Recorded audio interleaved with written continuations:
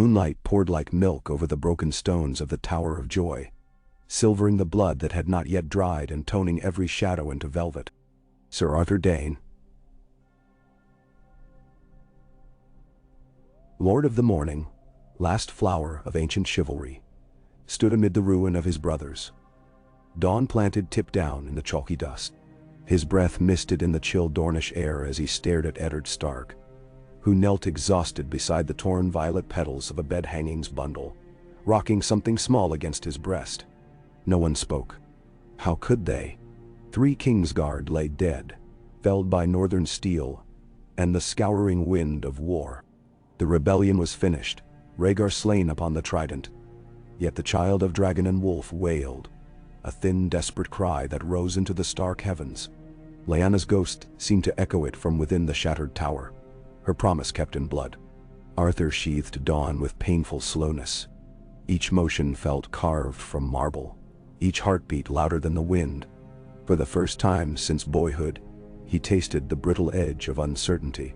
Rhaegar had charged him to keep his sister-wife and their babe safe.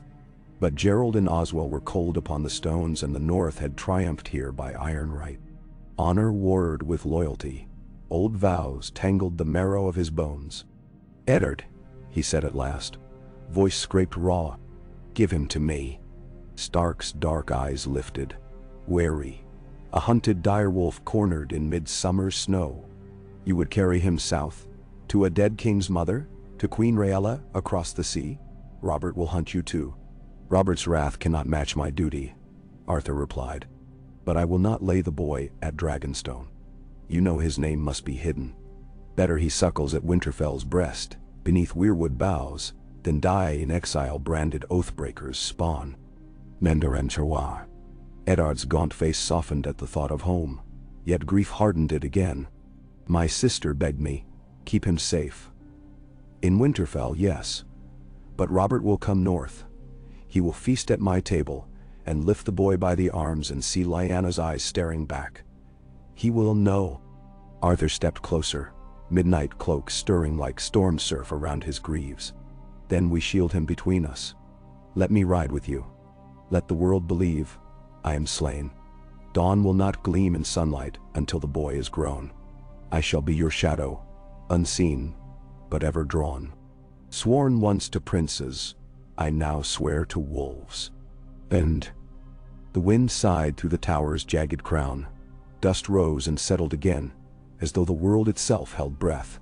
After a long moment, Eddard offered the bundle, his hands trembling. Arthur's arms accepted the newborn. Warm, surprisingly weighty for so fragile a life. Gray eyes met violet-shadowed gray. Promises forged, destinies aligned.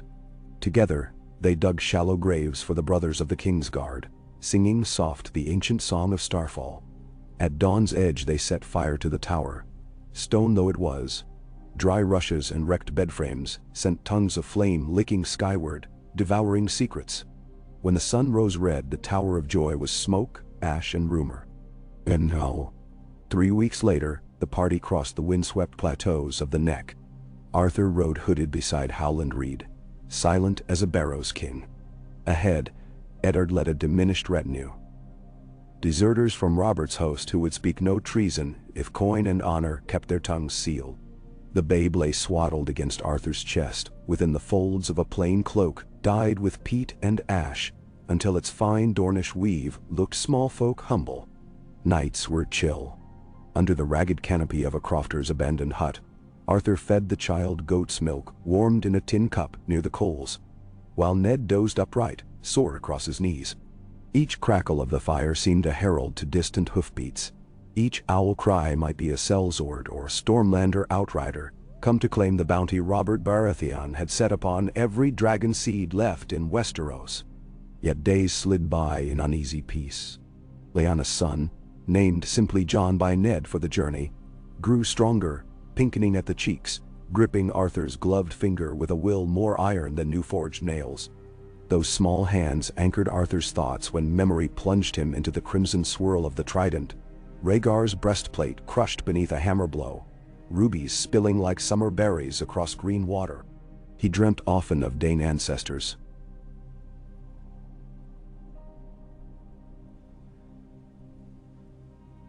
Sir Ulrich, first Starry Knight, and Lady Nymeria who crossed seas for freedom.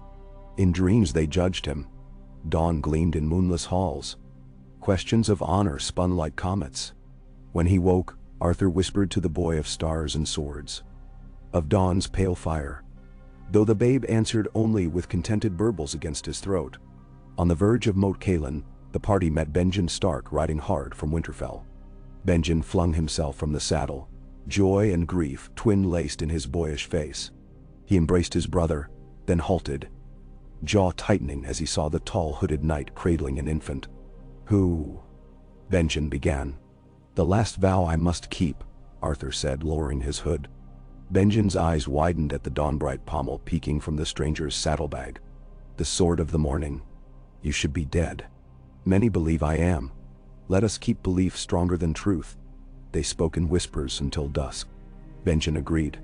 Robert could not see Sir Arthur Dayne alive, nor could he know Lyanna had borne a child. Winterfell's walls must enclose more than stone. They must bury secrets deeper than crypts. So it was decided.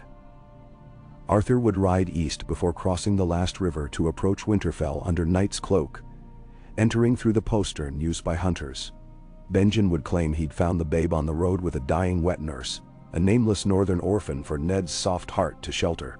The lie would bruise Benjen's pride, but save the North from war's return. That night, wrapped in pine-scented dark, Benjen reached across the fire and clasped Arthur's wrist. "I will owe you, sir." "Not me." Arthur's gaze drifted to the slumbering infant. "The realm." Winterfell greeted them with rain like falling spears. Arthur's horse picked along muddy outer yards lit by hooded torches. Benjen led him to the base of the old First Keep, where a postern door sat half-sunk beneath thick ivy.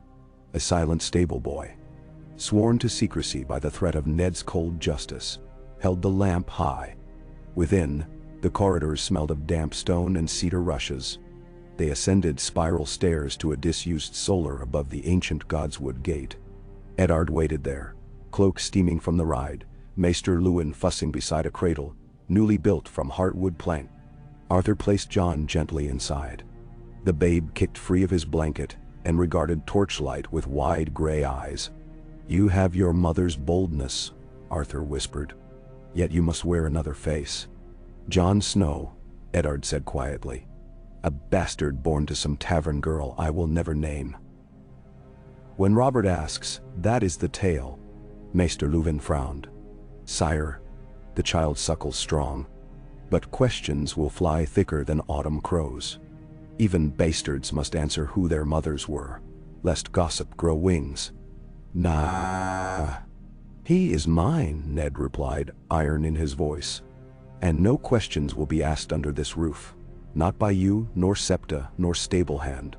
If Robert presses, I will bear the shame." Arthur saw the pain flash behind Ned's composure. Honor wounded deeper than any sword thrust. Stark blood ran cold, but true. To claim bastardy was a wound he would carry until death. "I will not leave you alone to bear it," Arthur said. And he told them his plan. Ned listened, brow furrowed. To hide the sword of the morning in plain sight seemed madness, but the North was vast, its nights longer than summer tales. Arthur would discard silver-bright plate for leather and wool, trade dawn-white cloak for brown, sheathe dawn beneath linen wraps. As Sir Arlen Rivers, a hedge knight fallen on lean times, he would swear sword to House Stark, serving far from court yet near enough to guard the boy. "If you remain, you risk every vow you ever spoke," Ned warned. Arthur's mouth curved. The faintest smile Dawn had reflected in years. "My vows live in him now. And in you. Let us keep them breathing." Dun. N.D. Years trickled by like meltwater rivulets, along winter town's frozen eaves. The Seven Kingdoms healed on the surface. Robert's great victory tour, betrothals forged, taxes lifted only to rise again. In Storm's End the Baratheon king drank deep and brooded deeper. In King's Landing his small council measured debts. In Dragonstone strains of exile creaked across narrow seas. Within Winterfell, Jon Snow toddled among kennels and smithy sheds, chasing pups and iron sparks with equal wonder.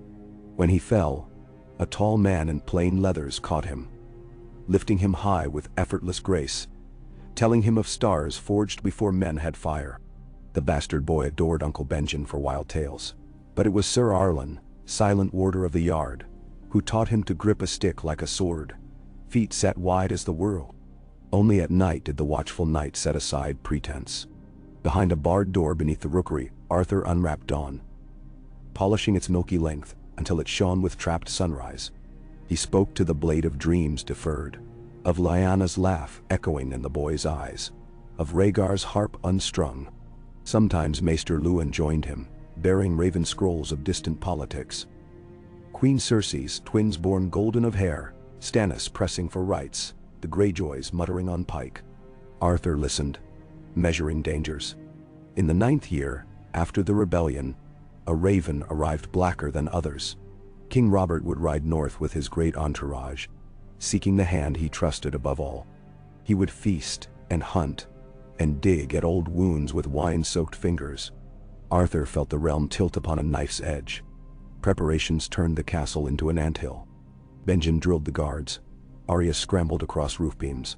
Sansa rehearsed curtsies. Catelyn worried over plates and gowns while Ned walked the godswood long into dusk, muttering to ancient faces. Arthur kept to shadows. When the king's banners appeared on the horizon, he retreated beyond the stables, taking post among the lesser guards to watch unseen. Robert's laughter rolled like summer thunder as he dismounted, belly straining stitches, eyes darting for memories long buried. Jon, tiny for his age yet fearless, lurked at the stair landing, peering around pillars at the strangers. Crown Prince Joffrey preened in gilded silk. Renly grinned. The hound scowled. Robert embraced Ned, then turned to accept the Lady of Winterfell's greeting. His gaze swept the courtyard. Winter roses and ghosts, old promises unkept. For one heartbeat, Arthur feared recognition. He had gained streaks of frost in dark hair, grown a trimmed beard, but Dawn's pale song still echoed in his gait. Yet Robert's eyes slid past him, seeing only another Northman. The moment broke like thin ice. That evening, while torches guttered in the great hall and music drowned torn memories, Arthur stood guard near a side door. Jon crept from beneath a table, crumb-covered, wide-eyed at the lords and ladies. Arthur knelt and wiped crumbs from the child's cheeks. "Is he a good king?" Jon whispered, glancing at Robert draining his flagon. "He was once," Arthur murmured, "and might be again, if we guide him softly." "Will he know me?" Arthur's heart clenched. He will see only Ned's bastard. That is enough. Then, later, when the hall grew rowdy and pyromancers' shadows danced across banners, Arthur slipped away to patrol ramparts. Above, the sky blazed with northern stars, the sword of morning tipping into the wolf's maw. He drew dawn from its wrappings, letting starlight kiss the blade one heartbeat before hiding it again. The chill wind smelled of pine and distant frost, carrying a whisper. "Protect him." And Robert left Winterfell satisfied, naming Eddard his hand. Yet suspicion dogged the king's heels. Queen Cersei had glimpsed Jon Snow on the battlements, a child with the easy grace of knightly blood, dark hair, but eyes unsettlingly gray. In her chambers she told Jaime, voice venom sweet, that bastards should be proof of a husband's deceit, not banners to rally old rebellions. The hand rode south with Robert. Jon watched Ned depart, small hands clenching the parapet, till knuckles whitened. Arthur knelt beside him. "He will return," Arthur promised. "But while he is gone, you must grow strong. Wolves guard their own." "How?" Jon asked. "Listen to your Lord Mother. Respect Maester Luwin. And train." He placed a wooden practice sword, balanced to a child's grip, into Jon's fingers. "Every dawn meet me in the yard."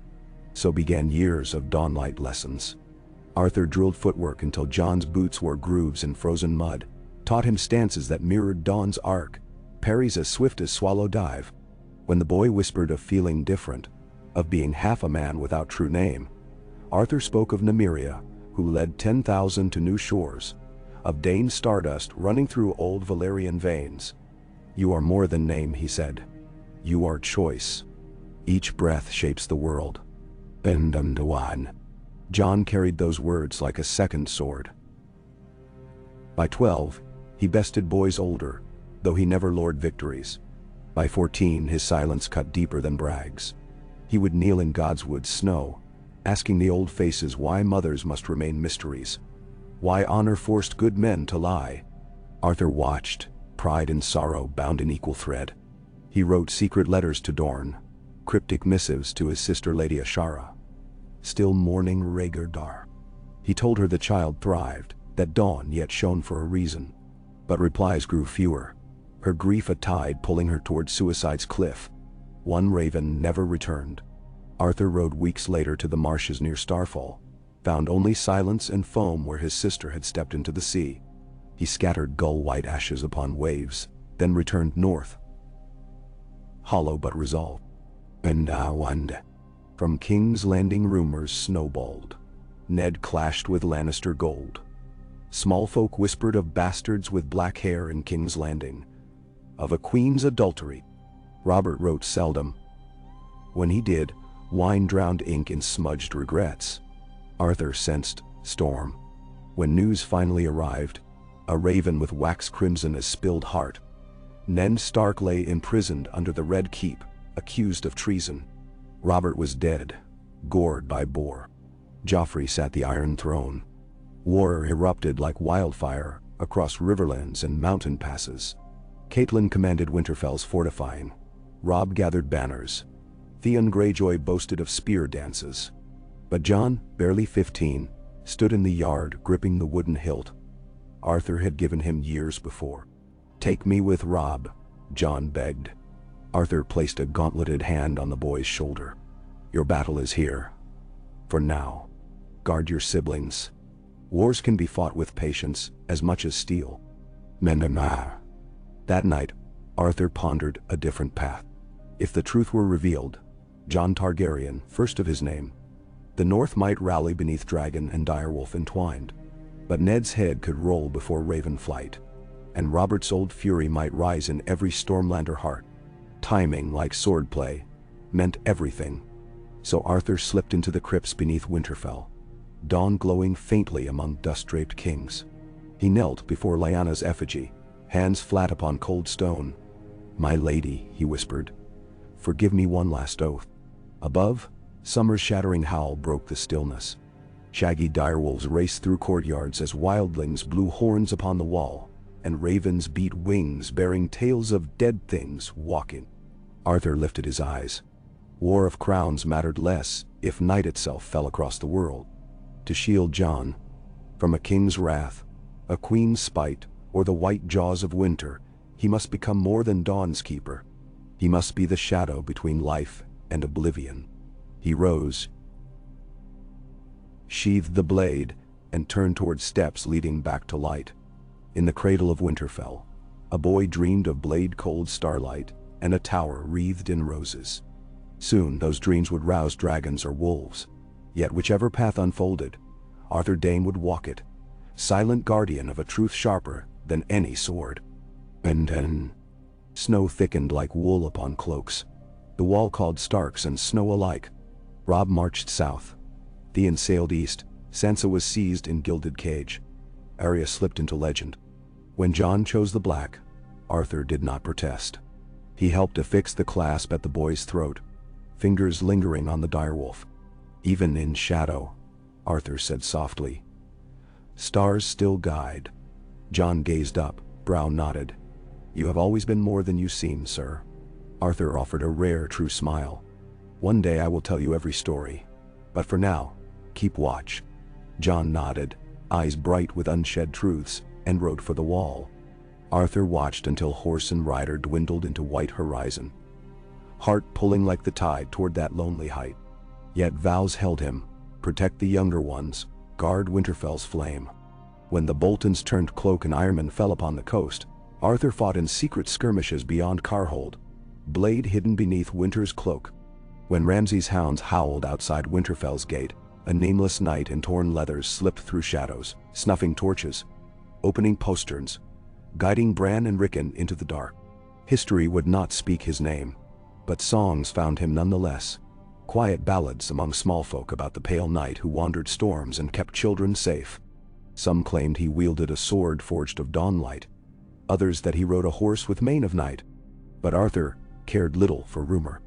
He watched letters from the wall with anxious eyes, tracked Jon's rise to Lord Commander, mourned Ygritte's passing in the snow of his heart. Then came the letter. Jon betrayed, stabbed beneath the austere sky. Arthur felt the world tilt again. He would ride for Castle Black if needed. Vows to Ned bound him no longer. Yet before he could don even a helm, another raven arrived. The dead Lord Commander breathed once more, returned by a red priest's fire. Dayne read the hastily scrawled script twice, fingers trembling. Gods, old and new, guarded. Jon lived. Winter raged. Kings fell. Dragons woke across narrow sea. Whispers crossed wind that a wolf with dragon's blood marched south to meet ice in field of fire. Arthur mounted to follow, dawn singing once more its clear bright note. A blade forgiven first light. At the edge of a clearing outside Winterfell, he met Jon face to face for the first time as man to man. Snowflakes swirled about them like ashen petals. Jon's gray gaze rested on the sword at Arthur's hip, recognition flickering like dawn beyond horizon. "You carried me once," Jon said, voice raw with memory half remembered. "And I have dreamt of a tower bathed in rose petals and a promise made there." Arthur drew dawn, its pale glow lighting the swirling snow. "Dreams speak truths we fear. I am ready to tell you all." "Ben?" And so, beneath silent weirwoods and the ghost of a sister's laughter, Arthur Dayne unburdened decades of secrets. Of dragon princes and wolf maidens, of vows forged in honor's crucible, of a knight who guarded life at the cost of self. Jon listened without breath, shoulders heavy with fate. When at last Arthur fell silent, Jon placed a hand upon the old knight's arm. "You saved me from wrath," he said. "Now help me save the living." Arthur nodded, and dawn's first light kissed the blade that bore its name. And then, together they rode into history. A grizzled knight whose honor never dimmed, and a king forged of ice and fire, shielded by love older than crowns. War came, night rose, dragons screamed, and the world trembled on the cusp of endless dark. Through it all, Arthur Dayne stood at Jon's shoulder, dawn carving glimmers of hope against shadow's tide. Ever the guardian, ever the sword, until dawn finally broke upon a new age, and the child he had once cradled lifted his own son into sunrise, free at last from wrath.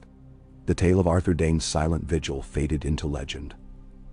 Half whispered, half sung, but beneath starlit skies of a peaceful realm, a sword slumbered in stone vaults, its pale glow echoing vows kept. For within every morning lives the memory of one knight who chose duty over death, and by that choice shielded a future bright as the first light of day. The snows did not abate that winter. They fell in unceasing skeins, fine as sifted flour 1 hour, thick as shredded parchment the next, until hills dissolved beneath drifts and every road north of Moat Cailin vanished into ghost-white sameness. Rime glazed the weirwood leaves inside Winterfell's godswood, and each crimson tear that oozed from the carved face froze mid-weep. Fires devoured cordwood faster than loggers could harvest it, and the castle smelt perpetually of pine pitch and damp wool. Men muttered that the snows were a presage, that the old gods were holding their breath for judgment. Arthur Dayne moved through Winterfell as an almost soundless shadow, cloak mottled with frost, pale eyes watching every gate, every rampart, every trembling torch. He had known siege and storm in a dozen climes. He had never known such silence as the hush that smothered the castle now. It unsettled even the direwolves. Summer had vanished beyond the wall. Ghost prowled restlessly by Jon's side. Shaggy dog howled at moons no eye could see, and gray wind's absence weighed on every stark heart like a stone in the gut. Jon had remained only a fortnight after learning his truth. Duty to the Night's Watch tugged at him as surely as dawn's call tugged at Arthur. When Jon departed once more, bound for the wild clearing at the Fist of the First Men, where the tattered remnants of the Watch now bivouacked, The knight escorted him to the outer gate. There, in the swirling ice crystals of a midwinter dawn, the two clasped forearms beneath the murder holes, while Cersei's usurping banners still fluttered 1,000 leagues to the south. "You taught me to see beyond the shape of a sword," Jon said. "To look for the turn one heartbeat ahead. What turn do you see now?" "Now." Arthur's breath plumed, curling around the words. "I see lanterns in a tunnel where none have burned for centuries. I see dead men walking behind living kings. But I also see a bridge of starlight, and those who can cross it may bind night to morning if they dare." Jon studied him. Snowflakes collected in his hair like flecks of bone. "How many must die upon that bridge?"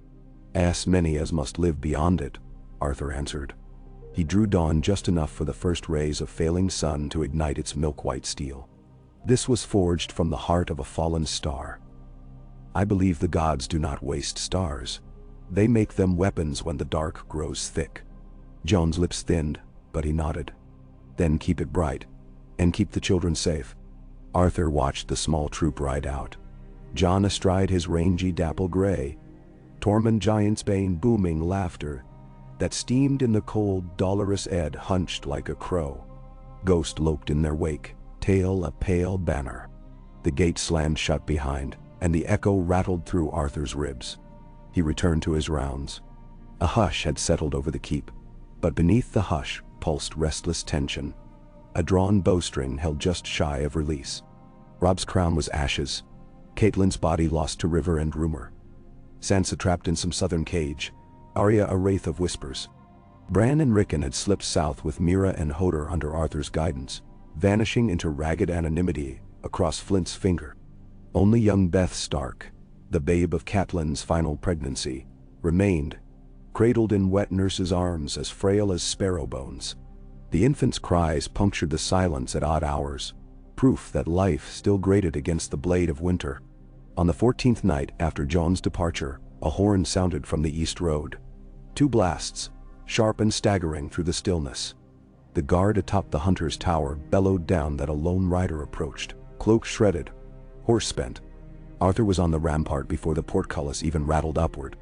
The rider sagged in the saddle. Benjen Stark, eyes hollow, beard crusted with ice, black cloak rent where claws had scored. They broke through at Frostfang's hollow. Benjen croaked as Arthur pulled him down. 6 whites for every man. Jon sent me ahead with warning. He holds at the Shivering Gorge, but he won't hold long. He swayed. Arthur bolstered him upright. He says, "And every blade, every spear, or the North dies tonight." Word flew to every corner of Winterfell. Sir Roderick's training yard became a frenzy of hammer on steel. Fletcher's corner spat shafts faster than winter wind. Garrons were saddled, roofs scraped of snow to melt for oat gruel.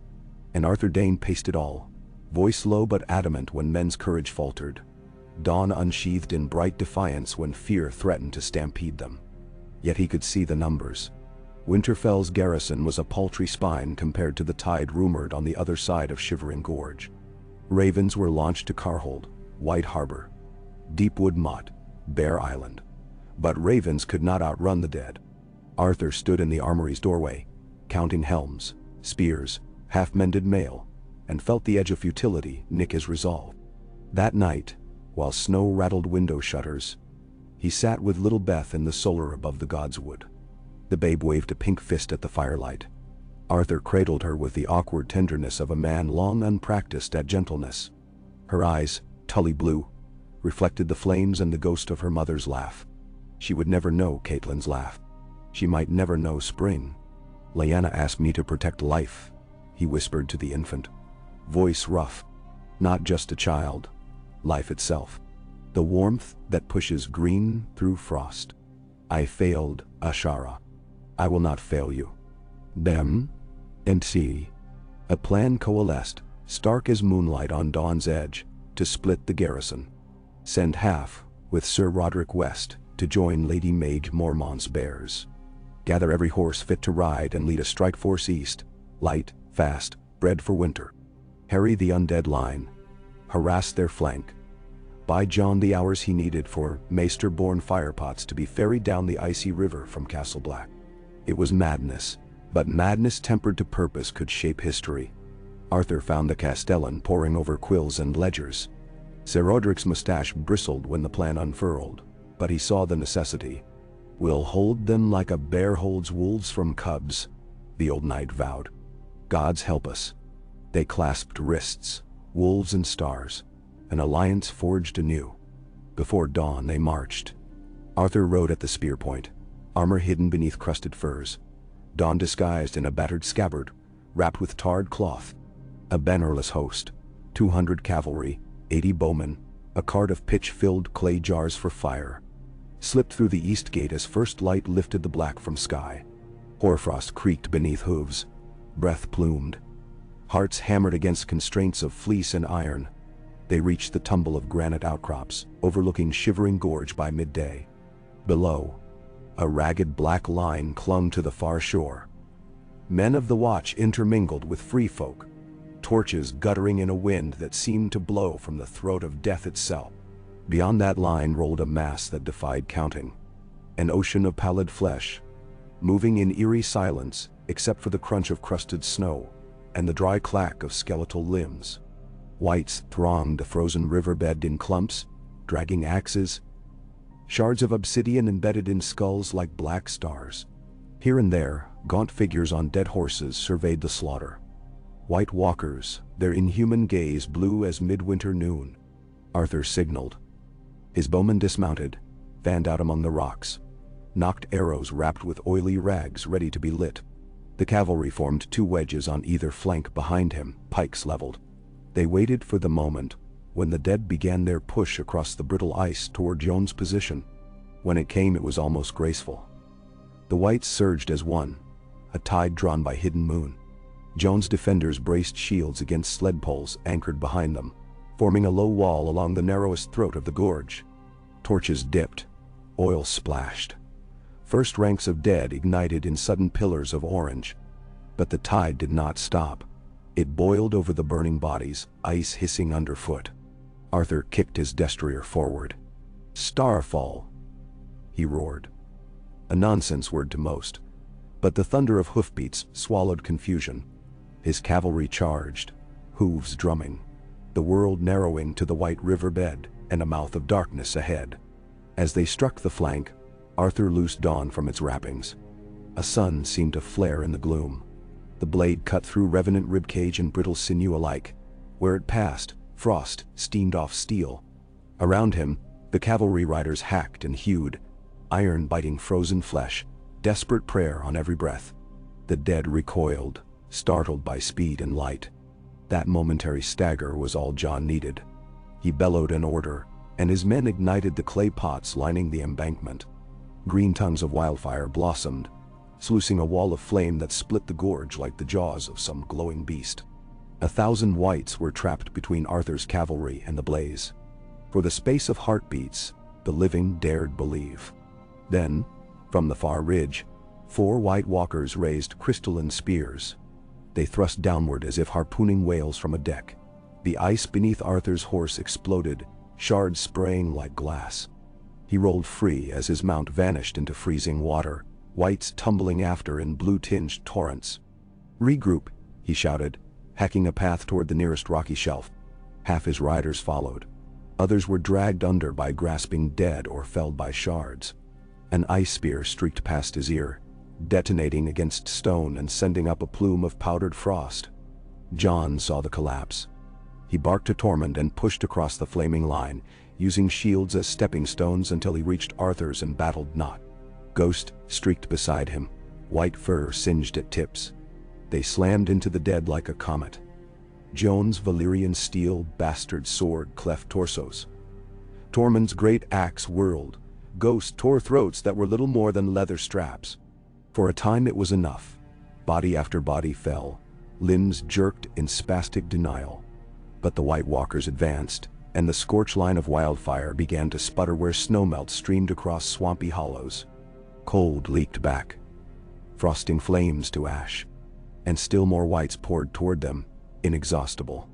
Arthur backed onto a low ridge with Jon at his side. Dawn and Jon's Longclaw glimmered like sister moons. Between their blades a rhythm formed, Arthur's precise arcs cutting high, Jon's sweeping gestures carving low, each trusting the other's interval. Around them, living men rallied. Ser Dinis Malister, Ed Tollet, an iron-skinned spearwife named Rayala, until a ragged half-circle held. Then something changed in the air. A vibration, faint yet piercing. Arthur felt it through the hilt, a subtle hum that set Dawn almost singing. Across the churning battlefield, the 4 White Walkers halted, sapphire eyes narrowing on the paired swords. They raised their spears as one and hurled. 3 spears struck shields or missed. The 4th would have impaled Jon's heart had Arthur not pivoted, slicing the crystal shaft mid-flight. The severed tip still held momentum. It clipped Jon's shoulder, splaying a sheet of frost across his cloak, but failing to penetrate.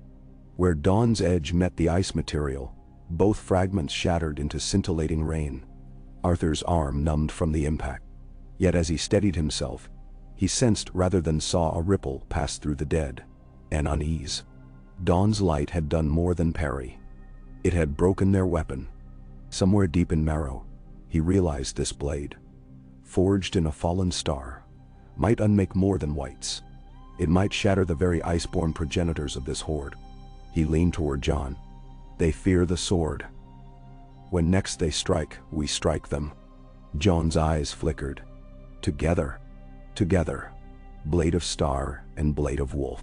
Then we end this. Jon lifted 2 fingers and whistled sharp. Dot. Ghost circled behind them to draw whites away. Tormund saw the signal, rallied a fresh wedge of freefolk berserkers. Arthur measured the distance. 30 strides through ankle-deep slurry of broken ice and gore. The walkers raised fresh spears of shimmering translucence. He inhaled once. Slow. Letting the metallic tang of blood fill his lungs. Letting the memory of Ashara's laughter fill the echoing chambers of doubt. He exhaled. Now, he shouted. They bounded forward. Arthur led, carving left to right to clear space. Jon mirrored, high guard to low thrust, opening a seam through the crush. Whites fell back, limbs hacked away, torsos collapsing. The walkers hurled again. Arthur spun. Dawn's white arc severing a spear that veered for Jon's head, shards slashing harmless past his cheek. They were nearly upon the first walker, a lean figure, face smooth like wind-polished ice. Its sword of frozen mist materialized in a blink, meeting Arthur's cut eye. Dawn's edge bit clean through, unmaking the frost steel with a sound like bells shattering. Arthur rode the follow-through, twisting hips, blade channeled upward into the walker's chest. A flare of cerulean light erupted as if a lantern's core had been pierced, and the creature screamed in a language older than seasons. It collapsed into swirling snow crystals and shards of luminous ice. A sound burrowed across the battlefield. Hundreds of whites convulsing in sudden rigor. Where Jon's sword pierced a second walker, the chain reaction multiplied. The dead stumbled, void eyes extinguishing like guttering embers. Across the gorge ranks collapsed into inanimate heaps, yet more poured behind. 2 walkers remained, and their shrieks prefigured a gust of wind so bitter that torches died outright, and flesh split open with frost. Arthur felt his fingertips burn. He tightened grip, turned to Jon, but the young man was already moving. Longclaw braced in 2-handed guard. The penultimate walker raked its ice blade toward Jon's neck. Jon ducked, countered upward through the creature's jaw. Light detonated. Fragments spun away. The final walker whirled a spear tipped with jagged ice barbs, aiming for Ghost, who tore at whites near the bank.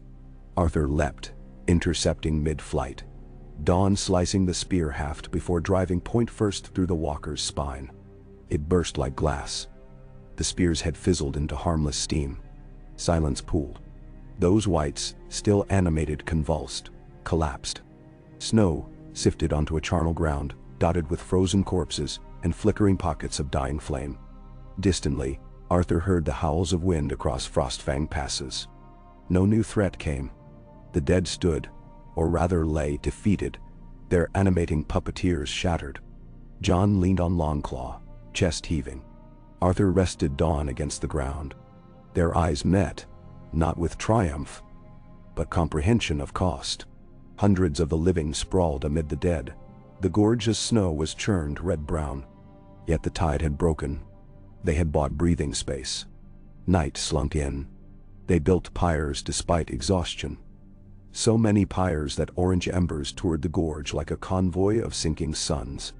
Arthur stood before one stack where Sir Denys Mallister's body lay in repose. He remembered the old lord's wry smile, his talk of banners mottled with centuries of grime, and saluted as flames licked upward. In the cold blue that followed flame's retreat, Arthur found Jon seated on a boulder, shoulders bowed beneath weight heavier than plate. Ghost lay with muzzle across the man's boot. Jon's eyes tracked the distant sparks that drifted skyward like orphan stars. "We have pruned a branch," Jon said, "not felled the tree." Arthur sat.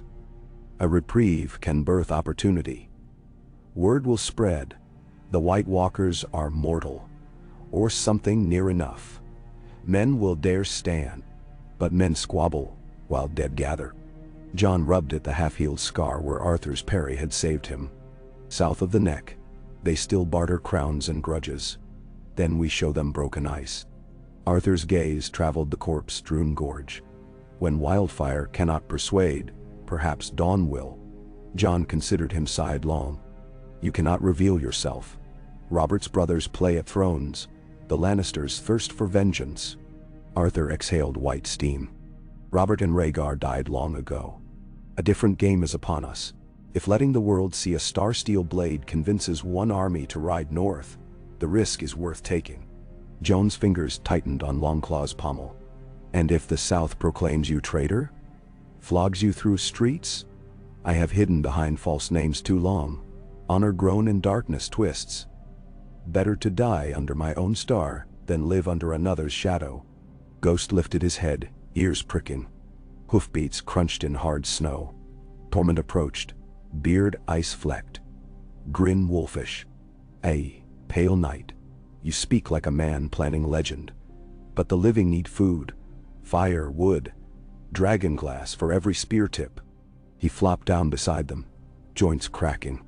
"We march sunrise, if we don't freeze first." Arthur nodded. "We leave a burial squad, withdraw to the night fort. Its walls still stand, and its granaries hold more grain than Castle Black can spare." Jon smirked. "It's haunted, according to old Nan." "Good." Arthur stood, sheathing dawn. Ghosts want mind sharing. And then the night fort welcomed them with groaning gates that had not swung in living memory. They cleared ice from halls where stone faces loomed, set fires in hearths choked by crow nests, patched arrow slits with wooden shutters. Light crept down corridors once black as maws. Warmth followed, slow but inexorable. Maester Walken rode up from Castle Black, with ravens on laden carts of parchment. Quills scratched by lamplight, as letters were penned to every lord known and half-known.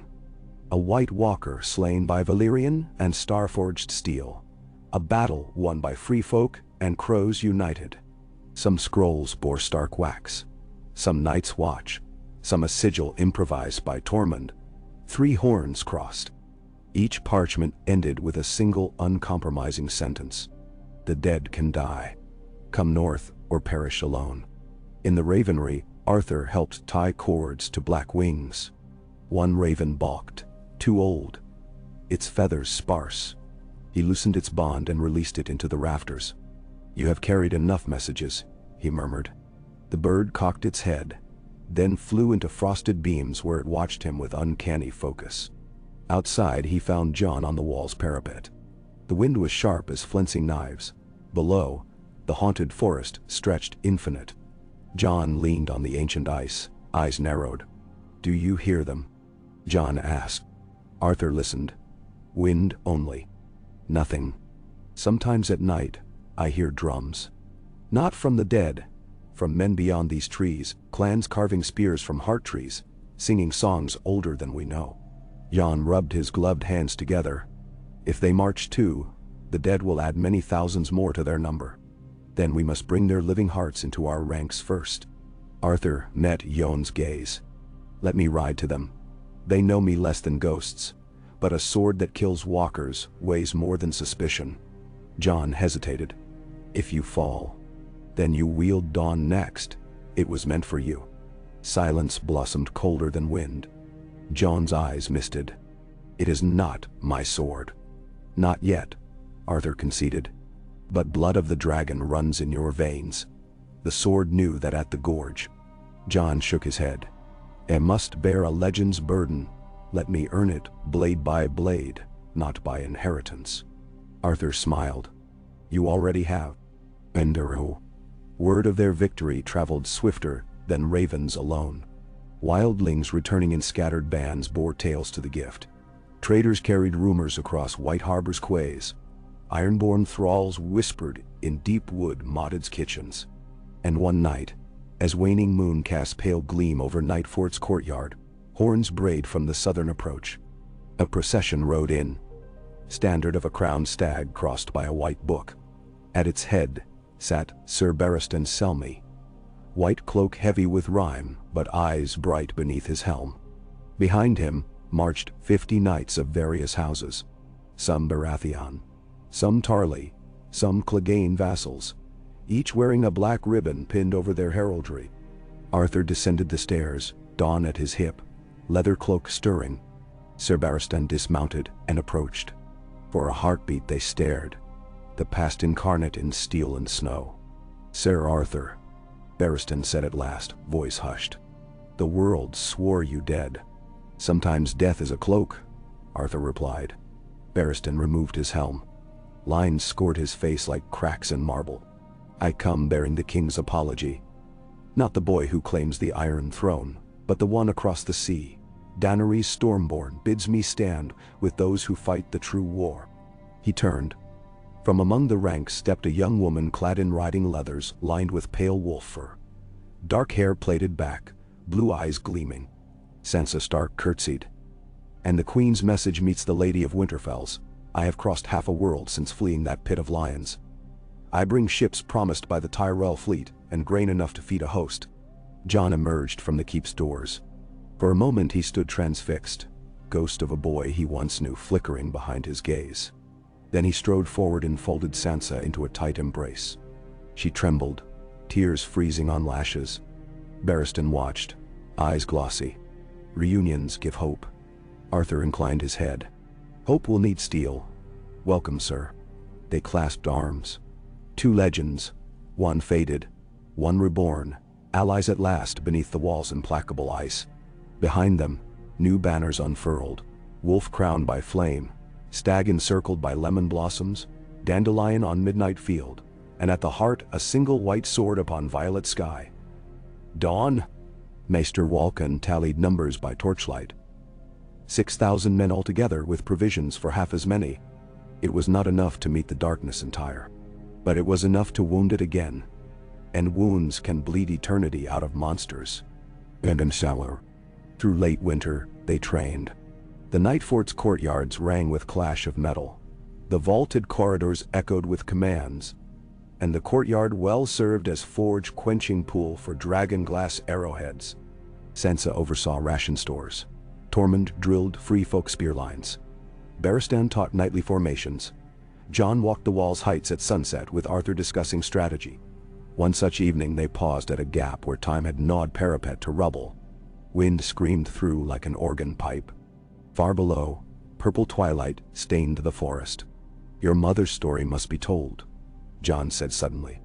The North deserves truth. Yet I fear what truth breeds. Arthur leaned into the banshee wind.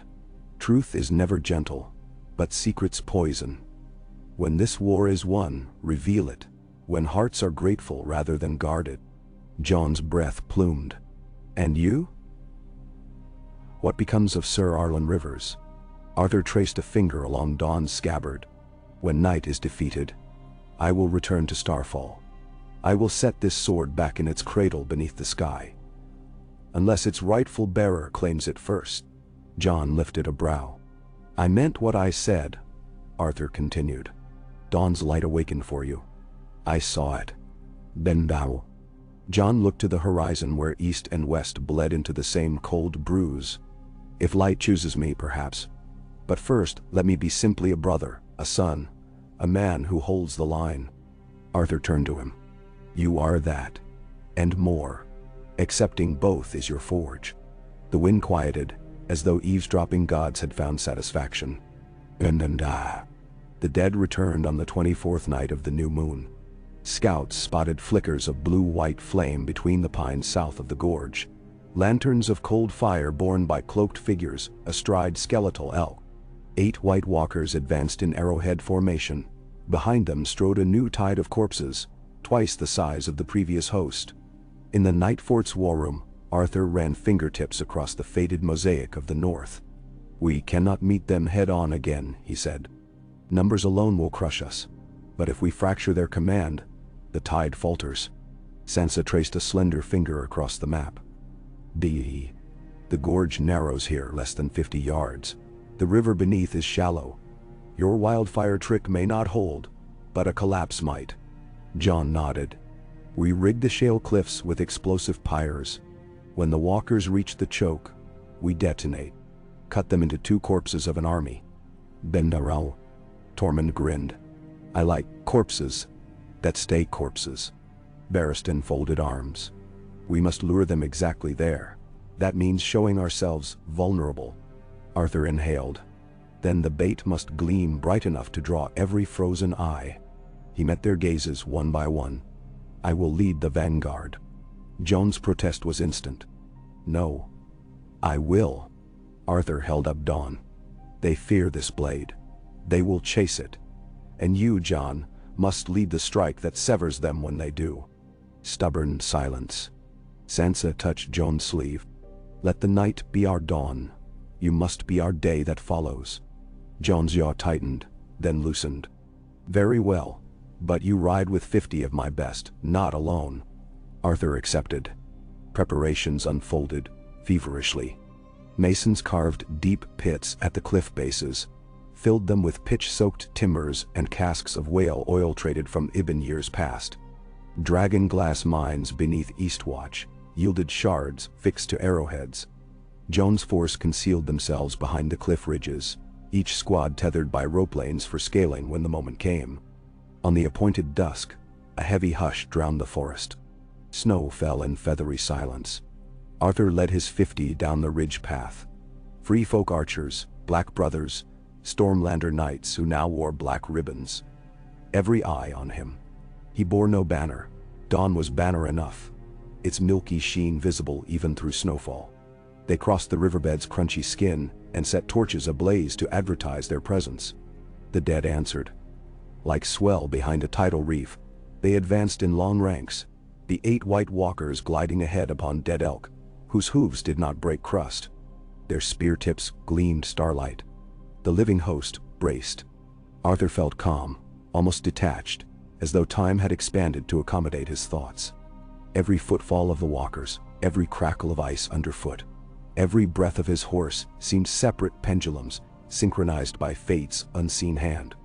At precisely 50 yards he wheeled, torch flaring, and led his company in retreat toward the narrows.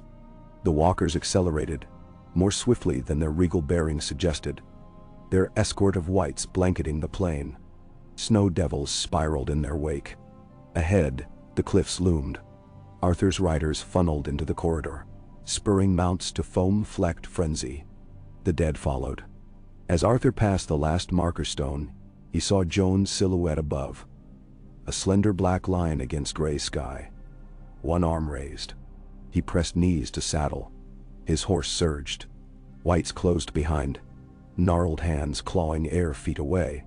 A spear hissed past his ear, skewering a shield strapped to the saddlebag. The gorge constricted. Arthur dug heels. The horse leapt the boundary stones and cleared the hidden trench. His men followed.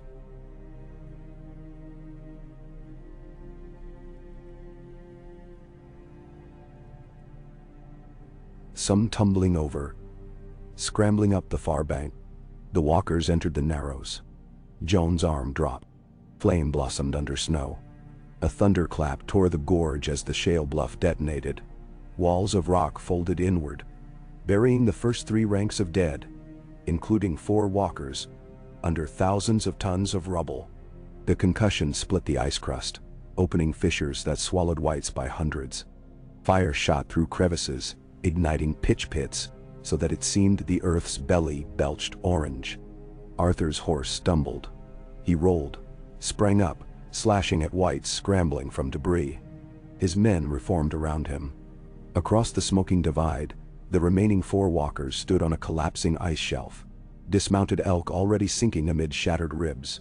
They howled, a sound of glass grinding on glass. From the cliff tops, ropes uncoiled. Joan's assault surged downward. Tormund, Barristan, Rhiannon, dozens of men descending like spiders upon the exposed rear of the dead host. Dragonglass arrows whistled, punching holes through white skulls. The tide roiled, disjointed. Some whites still clambered forward to engage Arthur, others flailed rearward at their unexpected assailants. Arthur saw the walkers raising spears. He sprinted, dawn humming through air, cut down 2 whites, vaulted a fallen oak trunk. One walker hurled a spear. Arthur ducked, felt wind shear over scalp. He plunged Dawn into the ice at his feet, channeled balance to pivot around the blade, momentum carrying him under a second spear that exploded nearby. The third spear soared at Jon on the cliff flank. Barristan lunged, pushing Jon aside, the spear tearing through Barristan's gorget. Ice blossomed from the wound. He crumpled. Jon's shout ripped across the gorge, raw and wordless. Grief became fury. Jon vaulted the cliff lip, sliding down slope, long claw raised. He met the walkers single-handed, blade cutting frost silver arcs. Arthur converged from opposite side. Between them they penned the 4 together atop a shrinking ice outcrop, whites unable to climb secondary slopes. The duel was fast as thought. Walker blades clashed with Valyrian steel and starborn dawn, sparks of pale fire scattering like frozen fireflies. The temperature plunged. Arthur's breath crystallized mid-air. Jon's beard iced white. But their muscles burned hotter, fueled by rage and resolve. Dawn clove the first walker hip to shoulder. Longclaw chiseled a second's head clean. The final 2 circled, moving with uncanny synchronicity. Arthur swept low, feinted, then leapt. Jon mirrored opposite. Their blades met crosswise on the third walker's haft, snapping it, continuing through its torso. The last spun a spear overhead. Arthur thrust Dawn upward, impaling through jaw into skull. A shiver tore the creature apart. Silence dropped like a heavy cloak. Whites crashed inert across the battlefield, their animating will annulled. Snow fluttered onto steaming piles of corpses. Jon knelt by Barristan's form, ice blooming outward from the deep wound. He touched the old knight's cheek. Frost flaked away under his thumb.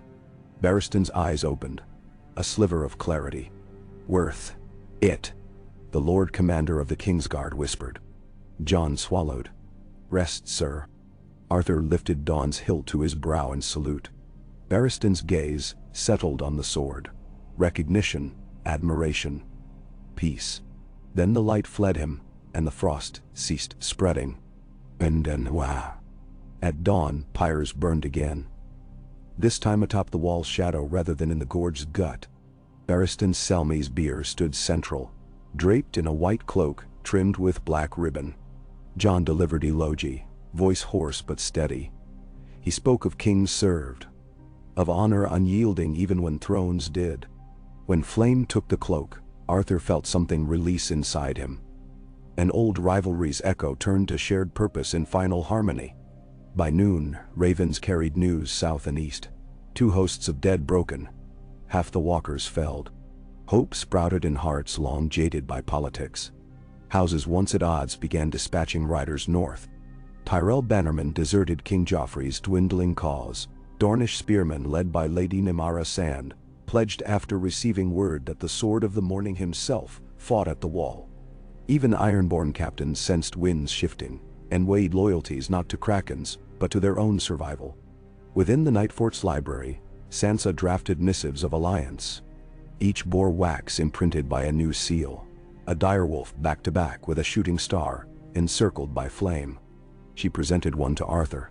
"You will need your family's heraldry returned," she said. No longer Eralen Rivers. Arthur traced the star in wax, pale pink against ivory. Sir Arthur Dayne stands again then. Sansa smiled. The realm deserves to know its heroes. He inclined his head. We have many heroes. Let us prove worthy. Dayne. Spring could not come yet. But hints appeared. Small rivulets trickled under ice. Crows changed their call. Arthur spent hours atop the wall, scanning the infinite north. He met Jon there often, sharing quiet. One evening, orange dusk bled over the horizon. Jon approached, hands tucked into black gloves, long claws sheathed. I had a dream, Jon said. A star fell to earth and burst. From its shards sprang swords, each wielded by a different child. Some blades burned red, some blue, some white like dawn. They faced a beast with a crown of winter. The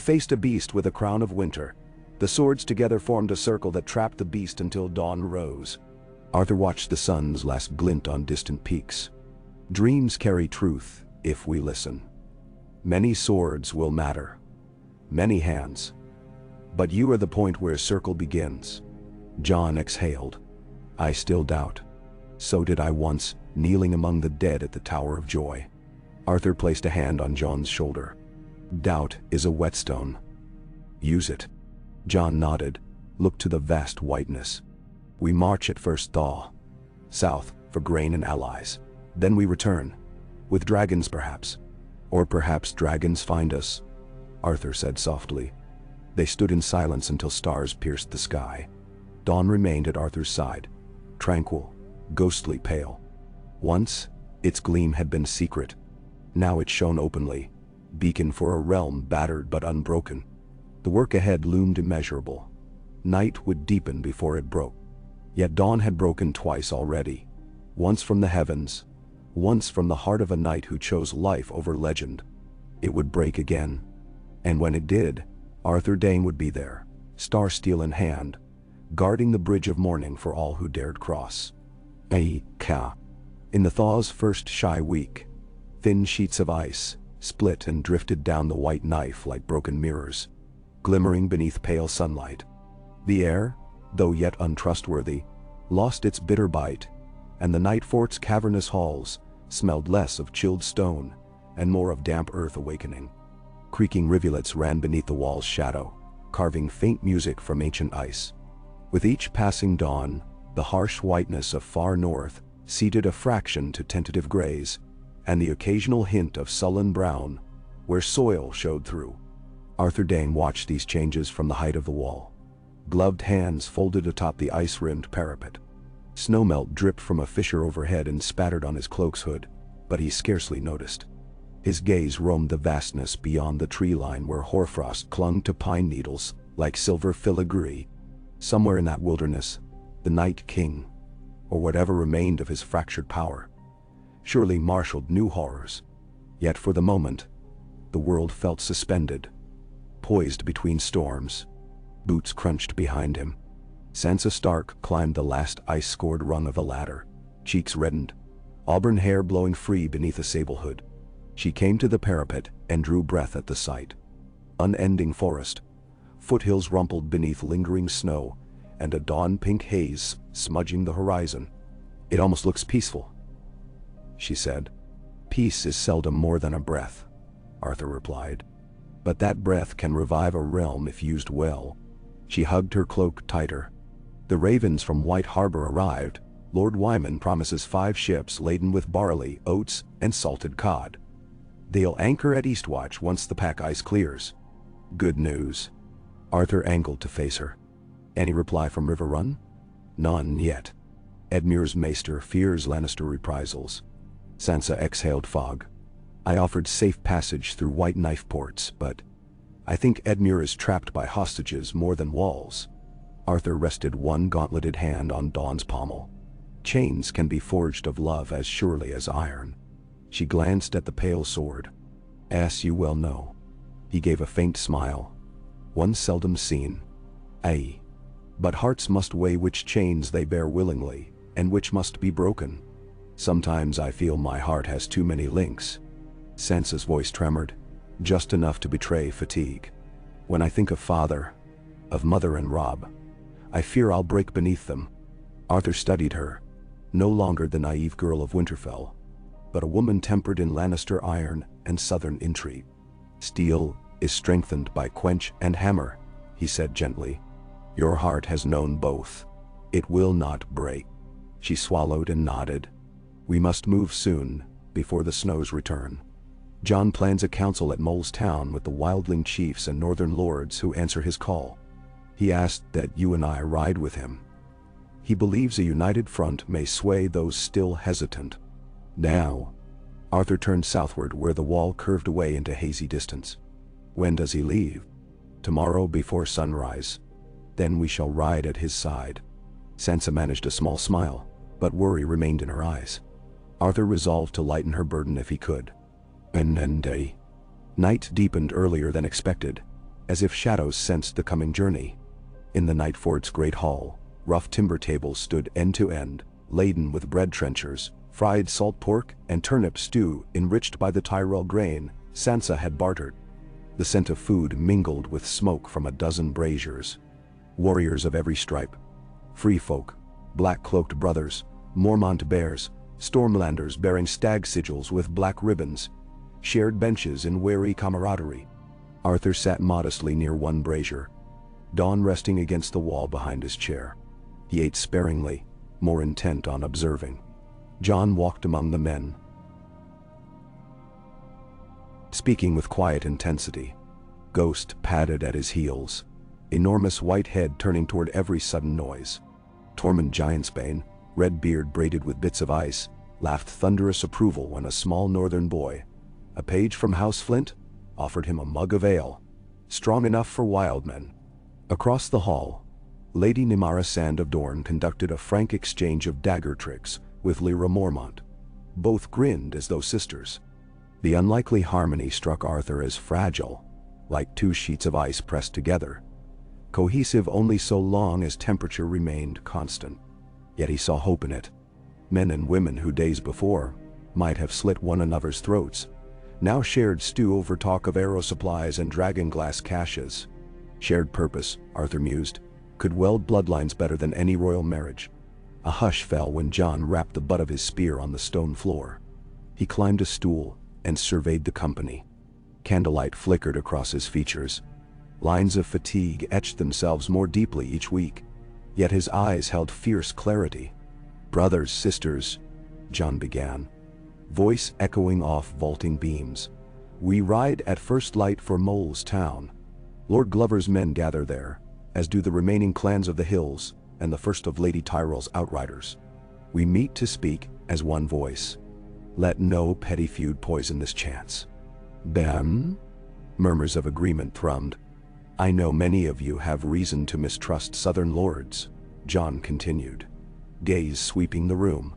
You've seen banners change as quickly as summer weather. I cannot promise this time will be different, only that we must make it so. The dead will return. We have wounded them, not destroyed them. Their king remains. This respite has given us one gift. Choice. Shall we remain scattered embers, easily snuffed, or join into a fire no storm can quench? Now. Tormund rose and slapped chest with a meaty hand. Fire, he bellowed. Cheer erupted. Even black brothers pounded mugs on tables. Jon raised a hand for silence. I ask only this, trust for a day.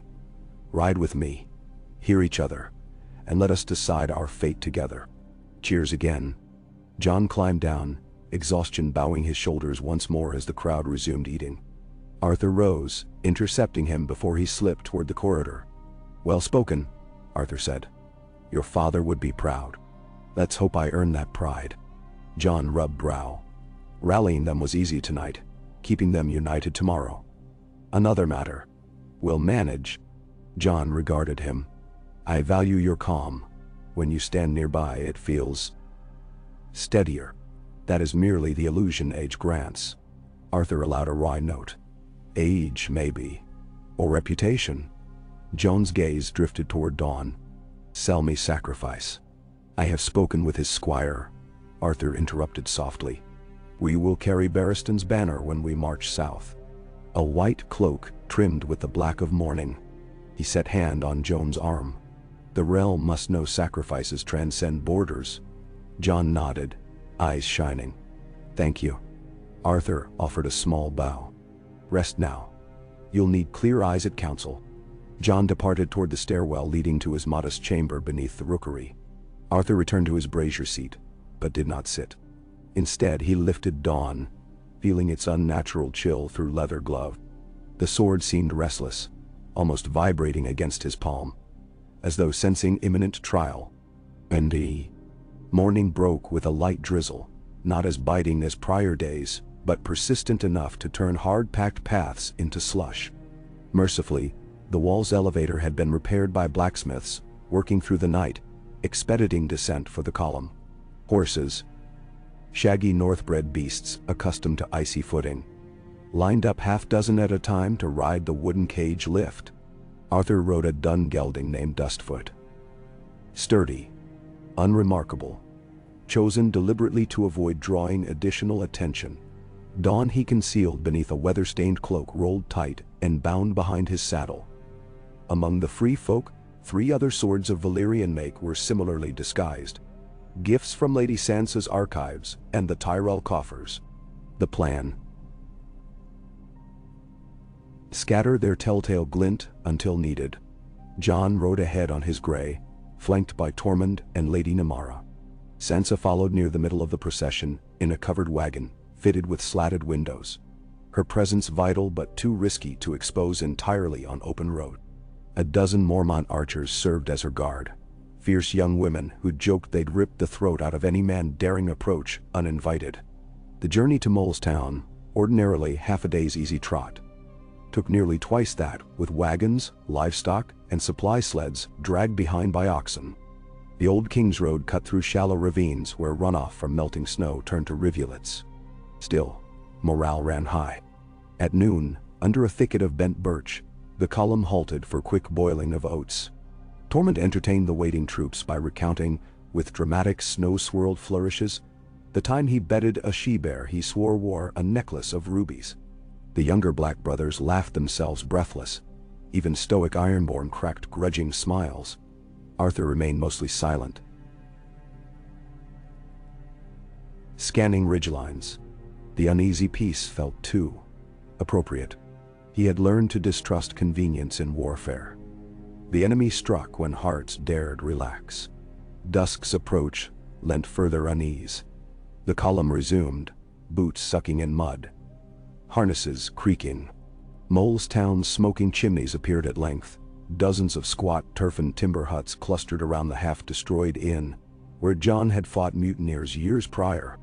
Now new palisades encircled the village, manned by archers, bearing sigils of Flint, Risewell, Glover, and a smattering of hill tribes. Trumpets, improvised from hollow ram horns, bleated greeting as the gate swung wide. Lord Glover, robust beard laced with frost, strode forward to clasp Joan's wrist and mutter, "Thank the gods." Behind him marched nearly 400 men clad in patchwork mail, the best Flint's finger and Deepwood could spare. Arthur dismounted, leading Dustfoot toward a paddock, returning Lord Glover's nod of recognition. As they tied stirrups, he overheard low argument near a wagon. A short, wiry woman adorned in wolf pelts berated a Glover captain for refusing wildlings entry until hostages were exchanged. Tormund barreled over waving arms and tempers rose. Arthur intervened, stepping between them with steady gaze and gentle but unyielding voice. The captain grudgingly relented, citing Arthur's presence as vouchsafe. Conflict ended before swords bared. Such flare-ups resurfaced repeatedly across the evening. Arthur served as quiet extinguisher, trusting patience over intimidation. By lantern light, the council convened in a long barn cleared of hay, where buckets of pitch burned in iron baskets for warmth. Lords assembled: Glover, Manderley's nephew Sir Torrin, Lady Mage Mormont's grown daughters Lyra and Jarell, as well as chieftains of the hills: black-haired Wool, gray-bearded Nori, lanky Little. Free folk speakers took seats: Tormund, Ygrin of the frozen shore, an aged spearwife named Ma Aurel. Jon presided at a crude table, marked with north-sketched maps weighted by stones. The debate began civilly. Grain distribution, winter stockpiles, rotation of pickets along the wall. But soon, tension thickened. Sir Torrhen Manderley expressed misgivings about wild beasts quartered near innocent townsfolk. Wool retorted by recounting raiders from White Harbor, who once burned his clan's goat pens. Voices rose, fists slammed. Jon interjected but found himself drowned by overlapping grievances. Arthur stepped forward. His mere presence quieted some. Yet, more than presence was needed. Without ceremony, he unrolled Dawn's cloak and laid the star-forged blade across the map table. Milky surface caught lantern fire, radiating soft luminescence. All conversation died. "Men and women of the north," Arthur said. Voice traveling clear as a horn call. "This sword has twice broken the weapons of the White Walkers. I placed it here not as threat but reminder. Whatever blood feud you carried to this hall, it pales beside the blood that will freeze in our veins if we falter. You argue who guards livestock. Meanwhile, the dead gather fresh ranks. You argue who guards livestock." Silence responded. Arthur paced slowly. "I too once held feud above future. My house served princes, now dust. My sister drowned herself because honor's chains were stronger than her will to live." He let the memory charge the air like storm. "I have asked myself each day since, what good is honor if those I love lie cold beneath it? Tonight, I say, honor stands not with past but with tomorrow. Look at this sword born of a star older than our banners. Even it bends to purpose beyond lineage." He turned to Jon. "Commander, ask them the question that matters." Jon squared shoulders. "Who among you would see your line endure another 1,000 years?" Every hand, slowly, lifted. Free folk and Northmen alike. Jon nodded.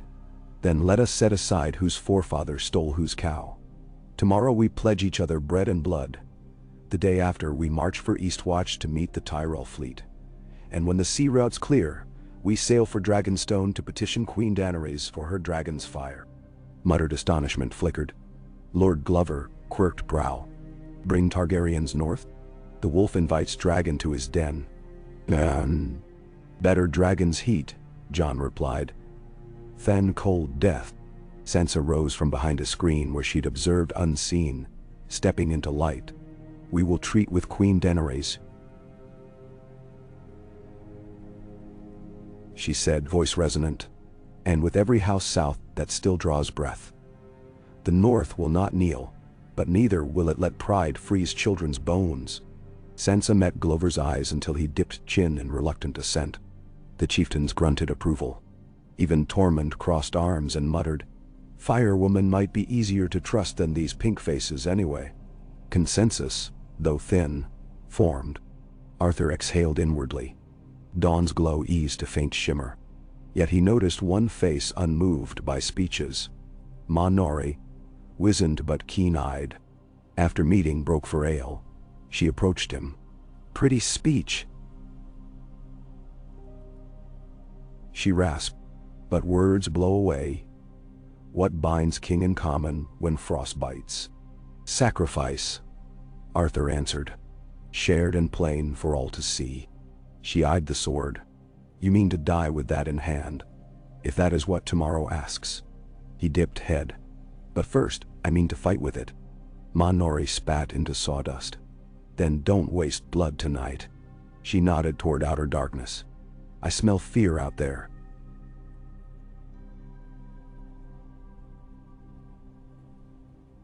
Something creeps near walls. Arthur frowned. Guards walked perimeter, but maybe grew lax while lords debated. He thanked her and collected Dawn. Outside, settled dusk lay thick, torches along palisade threw jittering shadows. Arthur paced inner yard listening. The hush felt wrong. No clatter from stables, no laughter. A sentinel above yawned.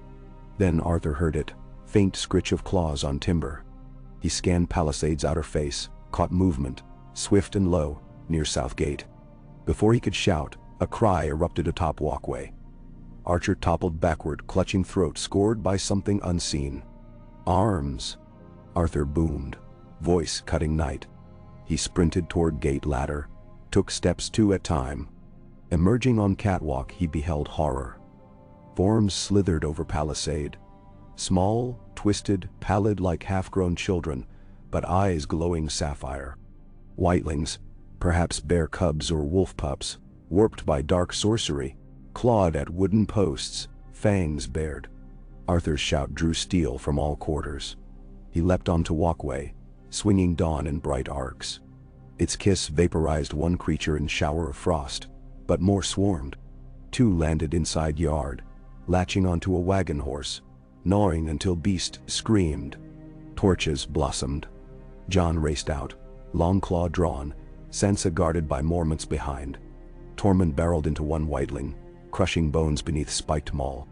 Yet numbers edged into dozens, tiny but vicious, slipping through fences, biting ankles, pulling men off balance where larger whites once struggled.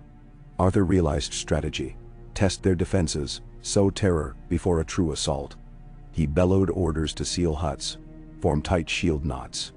Archers fired down until arrows spent, then resorted to axes. Still whitelings scuttled like monstrous crabs. One latched onto Jon's calf. Jon stabbed downward, but its grip lingered until Arthur severed its spine. After near an hour's chaotic struggle, last of them hissed, then froze mid-snarl. Eyes extinguished, forms collapsing into brittle shards. As abruptly as attack began, it ended. Heavy breathing, curses, whimpers filled night. Count tallies commenced. 7 dead, 19 wounded, mostly from bites. Arthur had Maester Walken examine wounds immediately. Fearing infection of unnatural sort, the Maester burned each bite with hot iron, applied dragonglass dust poultices. Victims screamed but survived. In council barn they reconvened, fatigue thinly blanketed by urgency. Jon slammed fist on table. This was no random raid. They sensed the gathering. We must move by dawn, and with double watch forthwith. Lord Glover looked pale. If these creatures run ahead of the main army, how far behind is the Night King? No telling, Arthur said. But he will not let us mount such councils again unharried. Sansa's eyes sparked with steel. Then we must be unpredictable. Break column into smaller units. Take separate tracks to Eastwatch. Harder to ambush all at once. Tormund slapped thigh. Ay. My free folk can melt through forest like mist. And he. After debate, plan formed. 5 detachments departing in stagger, each bearing portion of grain wagons. Arthur would escort the last group with Sansa, both to guard the North's political heart and to lure further whitelings if they followed Dawn's glow. Jon would ride with the fastest detachment to Eastwatch, gather ships, and secure beachhead. Rendezvous in 6 days at Hardhome's ruined docks, an odd choice but defensible cliffs, and old jetties still serviceable. Arthur packed before dawn. As he slung saddlebag over Dustfoot, he sensed footsteps. Turning, he found Sansa watching, cloak wrapped tight. "You volunteer yourself as bait," she said, matter of fact. "That was implied," he replied. She stepped closer. "You'll need more than a sword. Take this." She pressed a small wooden medallion into his palm, painted with twin sigils, her direwolf and a white lily of starfall. "I carved it last night. For luck." Arthur closed fingers around warm wood. "Thank you, my lady. I shall return it." "I would rather you return yourself," she said, voice barely whisper. A fleeting softness, then steel again. "May the old gods and the new guide you." He inclined head. "And you." "And Enowand." Arthur's detachment. 90 riders, 15 supply sleds pulled by shaggy oxen, left last. They skirted pines heavy with melt-heavy snowcaps, taking little-used trapper paths. Once free of Mole's Town Valley, they turned east-northeast toward an abandoned ranger station known as Grey Haven. Sansa rode inside a wicker-roofed sled, accompanied by Beth's wet nurse and Lyra Mormont Toddy. Arthur rode flank, Dawn concealed by a drab blanket. The first 2 days proved mercifully uneventful. They camped in narrow ravines, lighting fires only long enough to heat broth. Scouts reported no sign of pursuit, yet tension remained. Men spoke seldom, ears attuned to every twig snap. On the third night, beneath waning half-moon, a snow squall blew in sudden. Wind whipped spruce branches. Visibility fell to yards. Arthur called halt in a bowl-shaped glade ringed by hulking stones. Sleds circled inward, horses tethered within, while sentries anchored tar-coated rope lines in a protective hexagon. Arthur checked each post personally, murmuring encouragement. He finished final post and turned toward central fire pit, where Sansa ladled thin stew to chilled soldiers. A distant howl cut through wind, not wolf, but something sharper, vibrating nerve endings. Arthur spun. Snow gust concealed shapes at tree line, then a spear of ice slashed through air. Glinting starlight, embedding in post near his head with explosive force. Shields! Arthur roared. Chaos erupted. Shadows lunged.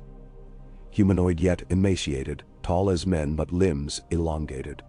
Whitelings had matured? No, these were different. Call them skulkers. Stretched sinew, skin mottled frost, but eyes the same killer blue. They moved in bounding strides more fluid than the earlier beasts. Archers loosed. Arrows riddled torsos, yet skulkers kept rushing. One cleared rope line, landed inside circle, and impaled a guard on icicle blade grown from its own forearm.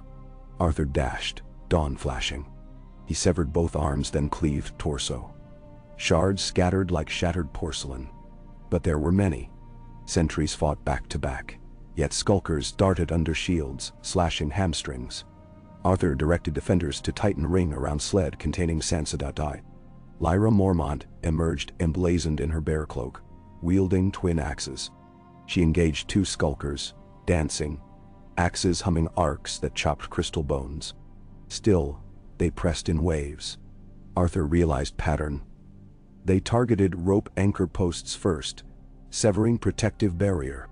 Already 3 posts collapsed, gap widening. He issued quick order. Form wedge, drive them left toward hollow. Intent. Funnel into depression where slope hindered leaps. Men responded. Shields rode. Arthur led tip. Dawn cutting a luminous path. Skulkers pursued, but wedge channeled them into low ground pocket. Snow hamper. They lost momentum. Behind them, archers rained dragonglass-tipped bolts. Skulkers dissolved in hail of black shards. Battle over. 20 dead, 30 injured. But Sansa unharmed. Arthur breathed relief, albeit bitter at cost. Daybreak found them burying bodies beneath cairns of stone. They dared not burn, for smoke might reveal location. Blood iced on snow. Crows circled overhead, raucous. Arthur studied slain skulker remains. Fragments resembled frosted obsidian, fused to sinew of something once human. Were these fresh kills raised swiftly by dark magic? If so, Night King's power remained potent. They pressed on. Speed imperative. By midday on 5th day, glimpsed whitecaps of shivering sea beyond thin tree veil. East watches smoke plumes visible 20 miles south, but rendezvous point lay north along coast near Hardhome. They descended cracked shale cliffs, sled runners screeching. Salt wind cut through. Here snow thinned, patches of damp sand peaked. Scouts ahead halted at ridge overlooking beaches strewn with rotting longships. The ghost fleet left by free folk exodus years prior. Yet not all were wrecks.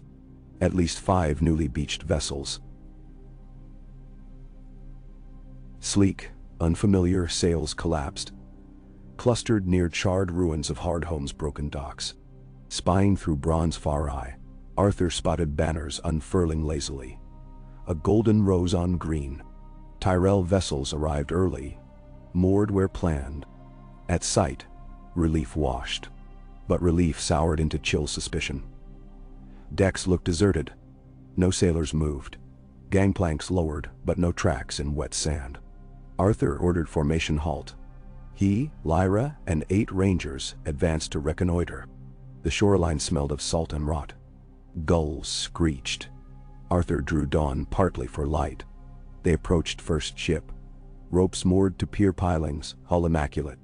On deck, coils of rope lay tidy, crates secured.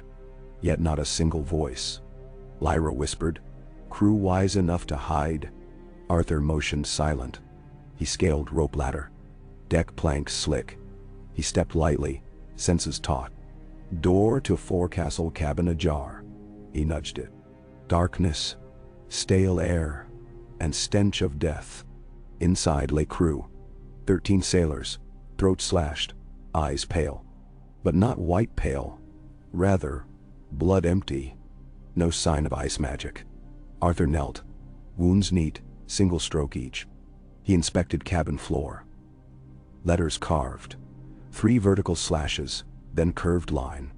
Sigil? Looked vaguely like a kraken talon. He heard Lyra call from rail. He emerged.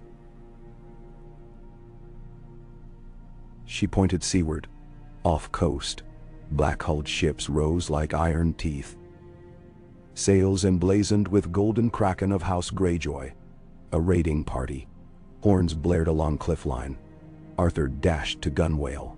His main column still atop ridge, unaware of ambush. Greyjoy longboats, camouflaged by sea mist, now rowed toward beach. 20, maybe more. Oars beating. Arthur raced down ladder. Signaled archers on cliffs, but distance too great. He and scouts must delay landing until column organized. With Lyra, he sprinted across pier to collapsed palisade where old fire pits lay. He counted available defenders.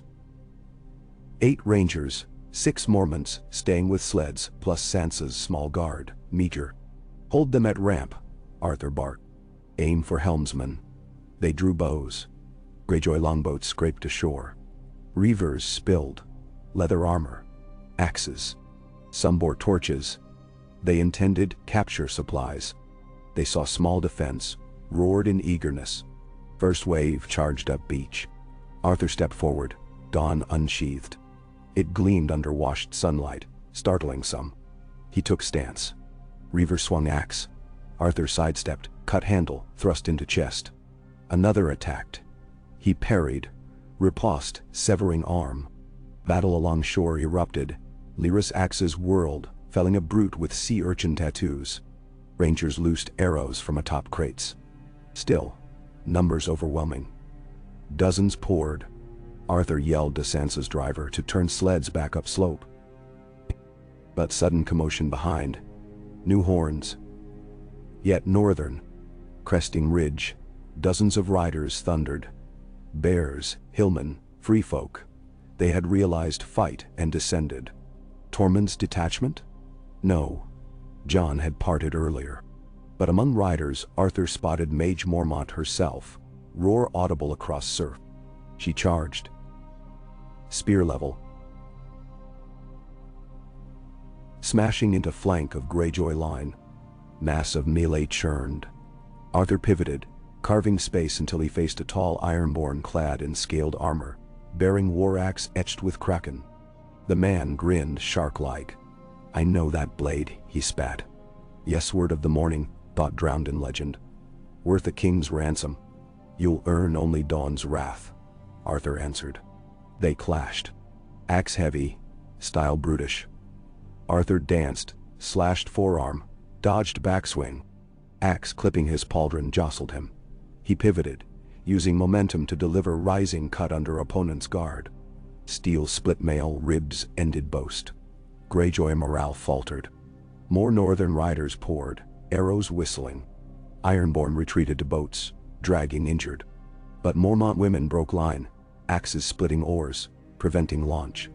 Arthur signaled archers to set fire arrows to tar buckets left from old settlement. Soon boats aflame. Smoke curling. Remaining Ironborn surrendered or fled into waves. Beach quieted, save crackle of burning hulls. Arthur surveyed casualties. 5 Mormont dead, 6 rangers. Lyra wounded but alive. Sansa safe at ridge. Mage Mormont stomped toward Arthur, face smeared in gore. Heard horns. Smelled krakens. Thought you might fancy bear claws at your side. Arthur clasped her forearm. Your timing saved us, and you secured supplies. She snorted proudly. Kraken may swim, but bears own shore. They agreed to salvage Tyrell ships, hulls intact though crew murdered. Ironborn apparently boarded, slew sailors, and waited to ambush coming host. But what of Tyrell Lord leading fleet? Missing. Evening they searched holds, found prisoners. 2 Tyrell quartermasters, bound. From them learned that Lady Olenna's grandson Sir Garland commanded flotilla. At dawn previous, Ironborn flagged parley then attacked. Sir Garland fought, but was taken. Arthur considered options. Cannot risk further delay. Dragons awaited, but cannot leave Tyrell heir to Kraken torture. Mage volunteered covert rescue, using swift bearskin galleys captured earlier, yet unknown if flagged mine anti-ice walkway host. Arthur weighed. Sansa joined council around driftwood fire. If we abandon Sir Garland, reach support falters. We must attempt rescue. Arthur nodded. Agreed. Jon expects us in 3 days. We split again. One group sails supplies to Eastwatch. Rescue party intercepts Ironborn flagship. Ben? Mage grinned. I favor rescue. She gestured to Arthur. White sword here owes me horn of ale. Kraken's deck seems good place to drink it. Arthur accepted lead. They assembled crew of 20. Mormont warriors, 3 archers, 2 sailors freed from holds to helm, captured longboat.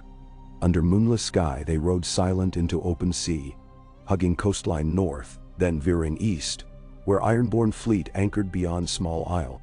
Sea spray chilled. Stars emerged. Arthur traced constellations, found Dawn Star cluster, took bearings. At midpoint, he ordered rowers rest, listening. Faint clink of chains, low chant, Ironborn droning prayer to drowned god. They closed.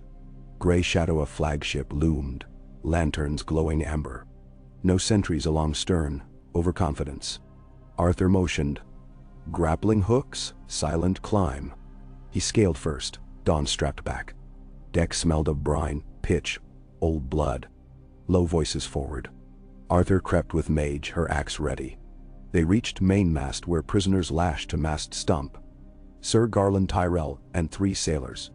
Guard slept near keg. Arthur sliced ropes. Garland whispered thanks. Escape nearly done when deck creaked. Lookout turned. Arthur lunged. Blade muffled kill. But body hit rail with dull thud, alerting others. Shouts erupted. Alarms rang. Arthur signaled. Crew raced toward grappling lines, hauling prisoners. Ironborn rushed deck, axes flashing. Mage roared, intercepting first wave. Arthur defended withdrawal, parried spear. Slit throat, kicked foe into water. Flames flared as Mormont lit tar pitch to create distraction. Fire spread across sails. All but 3 from rescue party aboard longboat. Arthur last to leap. Dawn severing rope to prevent pursuit. Oars churned. Ironborn flung axes, but waves, choppy. Flagship fire blossomed. Rigging snapped. Mast collapsed with roar. They rowed hard until safe distance. Sunrise tinted horizon pink when longboat sloshed into Hardhome Inlet. Cheers greeted. Garland, though bruised, clasped Sansa's hands. Pledging reach banners doubled in thanks. Another victory. Yet each triumph drained resources. 2 days later, supply ships raised repaired sails, accompanied by Garland's rescued transport vessel, now under Northman command. Sansa, Arthur, Meg, Lyra, and remaining host embarked. Eastwatch's lighthouse welcomed them with plume of black smoke, signaling safe harbor. Jon awaited atop quay, flanked by Davos Seaworth, arrived via Blacktide skiff, and Melisandre the Red Priestess. Jon hugged Arthur, relief palpable.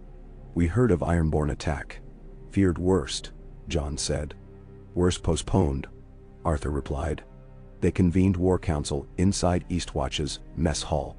Tormund already present, along with commanders from earlier detachments. All arrived, though battered. Jon laid out final stage. Sail south along narrow sea to Dragonstone. Under reach escort. Arthur, Sansa, Davos, and Melisandre join as envoy.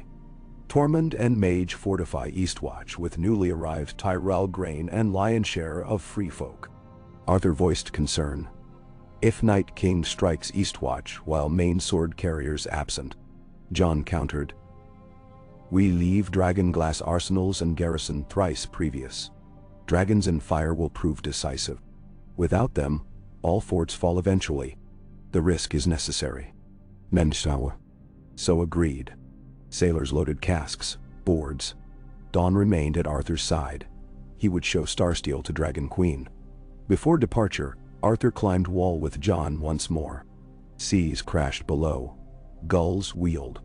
In distance, faint silhouettes. Shambling masses crept along ice fields far north. They never stop, Jon murmured. No, Arthur said. But neither shall we. Jon turned to him. A question before you go. When all this ends, what becomes of Arthur Dayne? Arthur looked to Eastwatch's stones, the churn of gray waves. I once dreamt of returning to Starfall, laying dawn on Father's tomb. But now, he exhaled. I think I am where sword leads. Where morning needs guardians. He met Jon's gaze. Perhaps that means guarding a king forged of ice and fire. Jon's cheeks colored from cold, but he inclined head. Whatever the realm calls me, know I stand because you shielded my first breath. Arthur smiled, soft. And I shall shield your last if duty wills. They clasped forearms. Wind whipped cloaks, but warmth lay between their joined hands. Bond forged in blood, reforged in hope. And shall. The fleet set sail on tide's crest. Tyrell green and gold galleys, salvaged kraken hulls repainted with direwolf sigils, Eastwatch cogs laden with dragonglass gift crates. Gulls screeched overhead as sails billowed. Sansa stood at forecastle rail, hair streaming. Arthur beside her, dawn sheathed. She asked, Do you think Daenerys will listen? She will, Arthur said. Fire recognizes morning. He raised wooden medallion around neck. Wolf and Lily. It tapped against mail with gentle knock. Heartbeat echoed by waves. He closed eyes, breathed salt and cedar, and whispered promise. To Lyanna, Rhaegar, Ashara, Barristan, and the countless silent now behind him. Dawn will rise. The fleet slipped southward, toward dragons and destiny, leaving behind white wall and gathering night. Above, early sun broke cloud cover. A pale disk, fragile yet ratifying hope. Its rays gleamed upon one sword's milky length, setting it aglow like a captured star guiding ships through perilous waters and into the chapter yet unwritten. Oh, Kai. Wind and tide pulled the fleet steadily southward through the frigid waters off the shivering sea, masts creaking like the ribs of some giant creature awakening from hibernation. Most days the sky hung dull pewter, but the northeastern wind remained constant at their backs, and each morning brought them leagues closer to the milder currents of the narrow sea. The Tyrell flagship Grace of the Mander led the column. Her freshly mended sails emblazoned with a rearing golden rose, whose petals rippled like flame when the sun broke through. Just abaft the flagship sailed the Snowfall, a stout black-hulled cog borrowed from Eastwatch. Arthur Dayne called her home for the voyage, sharing cramped quarters with Sansa Stark, Sir Davos Seaworth, Maester Walken, and Melisandre, whose silent meditations and hooded stares unnerved even hardened sailors. Arthur rose each dawn before the first bell, performing the old dawn dance on deck. Slow, deliberate cuts and passes meant to wake joints and steady the soul. Sailors crept from hammocks to watch, whispering about the pale blade that never dulled. The knight who fought wights in northern snows yet now looked calm as a statue carved by Master Mason. When he finished,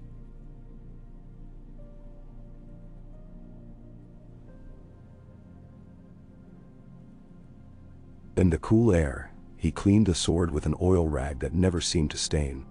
Only then did he break his fast with Sansa over sea-salted oatcakes and smoked herring. Sansa spent long hours hunched at the wardroom table, quill gracefully gliding across parchment. She composed letters by the dozen, some to lords sworn to the Vale and Riverlands, others addressed to houses sworn long ago to Targaryen dragons who might recall ancient loyalties. Arthur read each missive when she requested counsel, offering sparse edits but mostly praising her measured tone.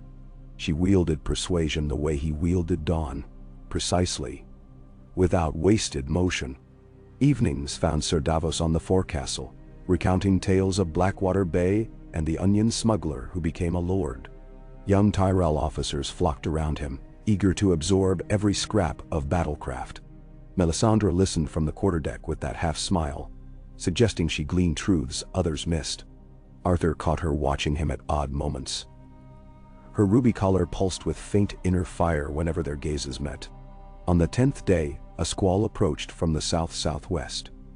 Violet clouds layered like bruises, lightning flickering in the belly of the storm. Captain Bar Emmon ordered reef sails, and the fleet altered course to keep the tempest abeam. Despite precautions, the seas grew mountainous, contesting every hull. Grace of the Mander rode the crests confidently, but several smaller cogs wallowed, their sailors vomiting over railings. Arthur braced himself near the mizzen mast. One arm looped through a shroud as waves burst over the bulwark. Sansa stood beside him, wet hair whipping across her cheeks, eyes wide but determined. A particularly vicious roller lifted the snowfall sky high, then dropped her so abruptly that even veteran deckhands screamed. Rigging lines snapped. The main topsail boom swung free, killing one man and knocking another overboard. Arthur lunged, fingers clutching a frayed line. He wrapped it round his fist twice and hauled, muscles burning until sailors reached with belaying pins to lash the boom. Night swallowed storm and ship alike. Lanterns guttered, thunder overrode shouted orders. Arthur lost sight of the Tyrell flagship's stern lights. The snowfall pitched left, right, each motion threatening to capsize. Then, as if a god's granted reprieve, the fury receded. Dawn broke over seas churned white, but no longer towering. The fleet, scattered but intact, reformed throughout the morning, though they discovered 2 supply cogs and 1 captured Kraken galley missing. Sansa's face collapsed in sorrow at the loss, but Arthur squeezed her shoulder, reminding her that living hearts mattered more than stores. By afternoon, longboats returned with survivors from the missing Cogwin's lament. They had rowed through the night after their vessel snapped in half on a hidden shoal. Among them was a Tyrell armiger named Yennefer Fossaway, who reported sighting sails on the storm's far edge, black sails bearing the sigil of the Golden Kraken. "Urine," Davos muttered. "The bastard of Pike hunts us even in tempest." If the Iron Fleet prowled these waters, their arrival at Dragonstone carried extra danger. Arthur convened quick council in the cramped captain's cabin. Sansa, Davos, Melisandre, Captain Bar Emmon, and the Tyrell quartermaster Sir Rory Crane. They plotted a course hugging the breakwater shoals, rough but concealing, then planned to approach Dragonstone from the lee side after dusk with lanterns shielded. For 2 more days, they ghosted southeast, eyes sharp for Kraken sails. Lookout spotted nothing. Nevertheless, tension coiled. Arthur slept little, patrolling deck at every bell. On the 13th dawn, the sea's color changed from steel to milky turquoise, and gulls increased in noisy flocks. Dragonstone's smoking peak soon showed on the horizon, gray-black tooth gnawing sky. Arthur's first glimpse sparked memories of tales Rhaegar once told him, of warm baths fed by volcanic springs, of carved gargoyles perched like dragons at roost. Now smoke indeed drifted from volcanic fissures, but on the lower slopes banners snapped. A 3-headed dragon, crimson on black. Rowboats ferried watchers who hailed the approaching fleet in unfamiliar Valyrian accents. Grace of the Mander signaled parley. By pre-arranged code, Davos, Arthur, Sansa, Melisandre, and Sir Garland, still recovering but resolute, would row ahead under white flag. Dawn remained wrapped in dull leather to avoid accidental glare. As their skiff neared the basalt quay, Arthur noted unsullied soldiers in orderly ranks, helmets smooth as insect carapaces, spears upright. Dothraki outriders on lean mounts patrolled further inland. Large chains hung slack across cavernous harbor entrance, ready to rise and seal. Tyrion Lannister awaited at the pier foot, gloved hands clasped, next to Missandei of Eneth and Grey Worm. When the skiff grounded, Davos hopped out first, bowing. Melisandre's presence drew Tyrion's eyebrows in mild consternation, but he recovered courteously. "Sir Davos, Lady Stark." "Sir Garland, Dragonstone welcomes friends of the realm." He glanced at Arthur, curiosity flickering. "And you are... Sir R." Sansa began. Arthur inclined his head. "Sir Arlen Rivers, sworn sword to House Stark." At Tyrion's pointed stare he felt the weight of hidden truths and added, "Formerly of Starfall." Tyrion's brows climbed higher, but he gestured them forward. "This way, if you please." They followed a winding path carved into dragonglass cliffs, steps slick with sea spray. Ahead, the sprawling fortress crouched like a massive fire-breathing lizard, its towers shaped as talons or necks. Unsullied flanked them until they reached a high-arched hall steeped in gloom.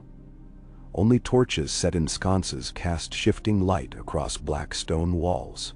A young queen waited atop dais of carved obsidian, dragons swirling behind her throne like half-coiled serpents. Daenerys Targaryen wore dark leather and silver filigree. A braided coronet of pale hair framed a face both severe and curious. At her right stood Tyrion. At her left, Ser Jorah Mormont, gray stubble catching torchshine. Arthur felt heat. Not oppressive, but a constant ghost of the mountain's fire veins.